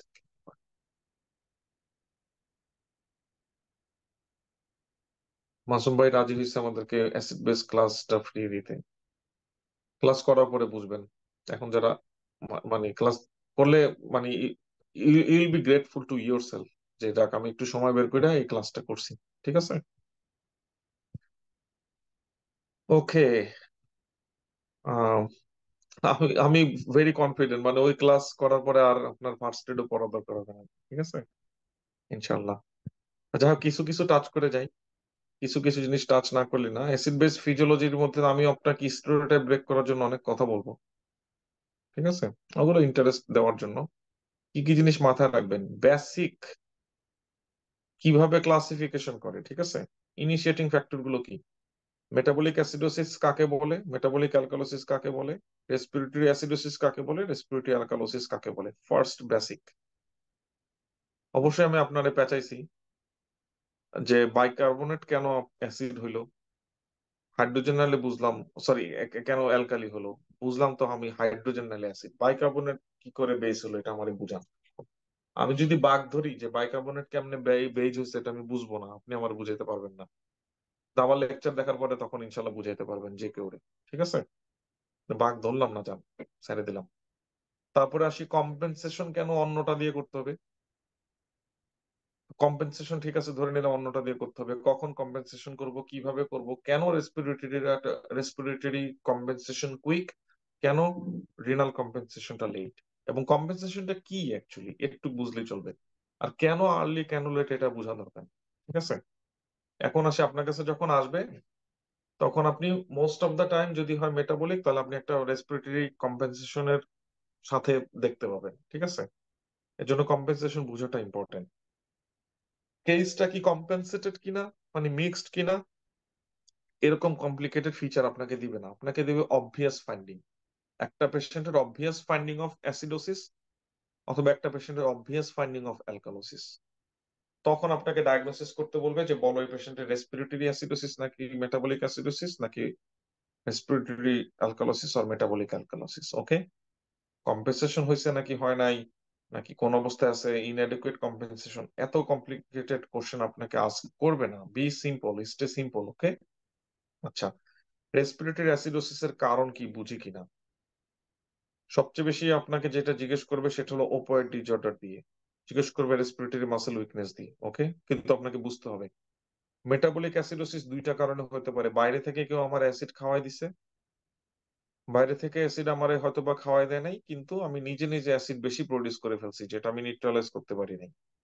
বাইরে থেকে যদি কিছু ঢুকে, হাইড্রোজেন আয়ন পজিটিভ সাথে একটা নেগেটিভ কিছু ঢুকে গেছে, তার মানে একটা অ্যানায়নও ঢুকে গেছে, পাবো আমি ইনক্রিজ অ্যানন গ্যাপ অ্যাসিডোসিস। আর যদি বাইরে থেকে অ্যাসিড না ঢুকে নিজের অ্যাসিড প্রোডাকশন নিজের ভিতরে যা আছে ওইটাই আর কি কোনোভাবে আমি নিউট্রালাইজ করতে পারি নাই, ওর আমার বেইজের পরিমাণটা কমে গেছে, এটা যদি হয় সেটা হলো নিজের এন্ডোজেনাস বাড়ে নাই, সরি বারবার ভুল বলতেছি, আমার অ্যালকালি পরিমাণটা কমে গেছে কিন্তু অ্যাসিড ঠিকই আছে, তখন আমি বলবো নর্মাল অ্যানন গ্যাপ অ্যাসিডোসিস। ঠিক আছে, তাহলে নর্মাল অ্যানন গ্যাপ অ্যাসিডোসিস মানে হলো আমার বডি থেকে অ্যালকালি লস হয়েছে, মিন্স বাইকার্বনেট লস হয়েছে। আর increase anion gap metabolic acidosis মানে হলো আমার বডিতে either exogenous or endogenous acid production বেড়ে গেছে, দ্যাটস ওয়াই সেখানে সাথে সাথে অ্যানানো বেড়ে গেছে। ওকে, এই কথাগুলো যেন আমরা একটু বুঝতে পারি, একটু বুঝে বুঝে সামনে আগাবো যে অ্যানান গ্যাপ জিনিসটা কি এবং কেন এটা হয়, এবং এই দুইটার কারণে তো অ্যাসিডোসিস আসলে হইতে পারে, সেন্স মেক করে কিনা। তারপরে এই যে নিচে কোনায় যে টেবিলটা, সেই টেবিলটা আমরা একটু বোঝার চেষ্টা করবো। ঠিক আছে, তারপরে কথা হলো মেটাবলিক অ্যালকালোসিস, স্যালাইন রেজিস্ট্যান্ট আর স্যালাইন রেসপন্সিভ মানে কি। মেটাবলিক অ্যালকালোসিস মানে হলো একটা পেশেন্টের যদি ভলিউম কন্ট্রাকশন হয়, হাইপোভলিমিয়া যদি হয়, সেই হাইপোভলিমিয়া হলে তার renin angiotensin aldosterone Axis stimulated হবে এবং তারা বেশি বেশি সোডিয়াম অ্যাবজর্পশন করার মাধ্যমে বেশি বেশি বাইকার্বনেটকে এক্সক্রিশন করবে। বাইকার্বনেট এক্সক্রিশন ইয়াতে কি বলে, বেশি বেশি বাইকার্বনেট কি বলে এটাকে, বলা হয় আপনার কন্ট্রাকশন অ্যালকালোসিস। ঠিক আছে, তাহলে একটা পেশেন্ট যদি কন্ট্রাকশন অ্যালকালোসিস ডেভেলপ করে, সেই কন্ট্রাকশন অ্যালকালোসিস এর জন্য সে কি কি ডেভেলপ করবে। কন্ট্রাকশন অ্যালকালোসিস যদি হয় তাহলে আমি এটা আলাদা করব কি করে। সেই কন্ট্রাকশন অ্যালকালোসিস কে আলাদা করার উপায় হলো যে সে ভলিউম রেসপন্সিভ কিনা স্যালাইন রেসপন্সিভ কিনা, এটাকে বলা হয় স্যালাইন রেসপন্সিভ। আমার চোখ টুক বন্ধ হয়ে আসতেছে, কিছুক্ষণের মধ্যে ক্লাস অফ করে দিব। যেহেতু এই দুইটা ক্লাস আমাদের আসলে টিপিক্যাল না, আমাকে নাইট ডিউটির পরে নেওয়া হচ্ছে, এই দুইটা ক্লাসের ডিউরেশন একটু কম থাকবে, আর যেদিন আমি ফুল চার্জ থাকবো সেদিন আমি আর একটু লং ডিউরেশনে ক্লাস নেবো ইনশাল্লাহ। ওকে, আমি আরেকটু আগাচ্ছি, সেটা হলো রেনাল টিউবুলার অ্যাসিডোসিস। এই renal tubular acidosis distal, proximal, মানে টাইপ 1, টাইপ 2, টাইপ 4 আলাদা করতে পারা ইউরিন ফাইন্ডিংস দেখে, সিরাম ফাইন্ডিংস দেখে, সিরাম পটাশিয়াম দেখে, দুইটা জিনিস দেখে, এবং অ্যাসোসিয়েটেড রিস্ক ফ্যাক্টর গুলো কি, এটার জন্য এটা হলো পরীক্ষা ইম্পর্টেন্ট। কাস্ট কি, এই কাস্ট কি এই নলেজটা আপনাকে পরবর্তীতে সিনারিও বুঝতে হেল্প করবে, কিন্তু সরাসরি আপনাকে পরীক্ষা জিজ্ঞেস করবে না যে বলো কোনটা কাস্ট কি। সেম হলো পরের টেবিলটা, ফোকাল বলতে কি বোঝায়, ডিফিউজ বলতে কি বোঝায়, প্রলিফারেটিভ বলতে কি বোঝায়, মেমব্রেনাস বলতে কি বোঝায়, প্রাইমারি গ্লোমেরুলার ডিজিজ বলতে কি বোঝায়, সেকেন্ডারি গ্লোমেরুলার ডিজিজ বলতে কি বোঝায়। এগুলো আমাদেরকে আন্ডারস্ট্যান্ডিং এ হেল্প করবে, কিন্তু সরাসরি কোশ্চেন আসবে না। পরীক্ষা আসবে এটা আপনি আলাদা করতে পারেন কিনা নেফ্রাটিক সিন্ড্রোম নাকি নেফ্রোটিক সিন্ড্রোম, নাকি নেফ্রোটিক সিন্ড্রোমের একটা ওভারল্যাপ, এইখান থেকে পরীক্ষার প্রশ্ন আসা শুরু। ঠিক আছে, ভেরি বেসিক কম্পোনেন্ট। আমি নেক্সট ক্লাসে এখান থেকে পড়ানো শুরু করবো ইনশাল্লাহ, আমি এখানে থেমে যাচ্ছি আজকে। ঠিক আছে, একজন আমাকে একটু হোয়াটসঅ্যাপে জানাবেন আজকে আমি কয়টা পেজ টাচ করতে পারছি, এবং লিংকের জন্য, এবং আজকের ক্লাসের রেকর্ডিং এর জন্য আমাকে একটু সময় দিতে হবে ভাই। তারপরে আমি এগুলো আপলোড দেবো। ঠিক আছে। সবাইকে অসংখ্য ধন্যবাদ। আসসালামু আলাইকুম।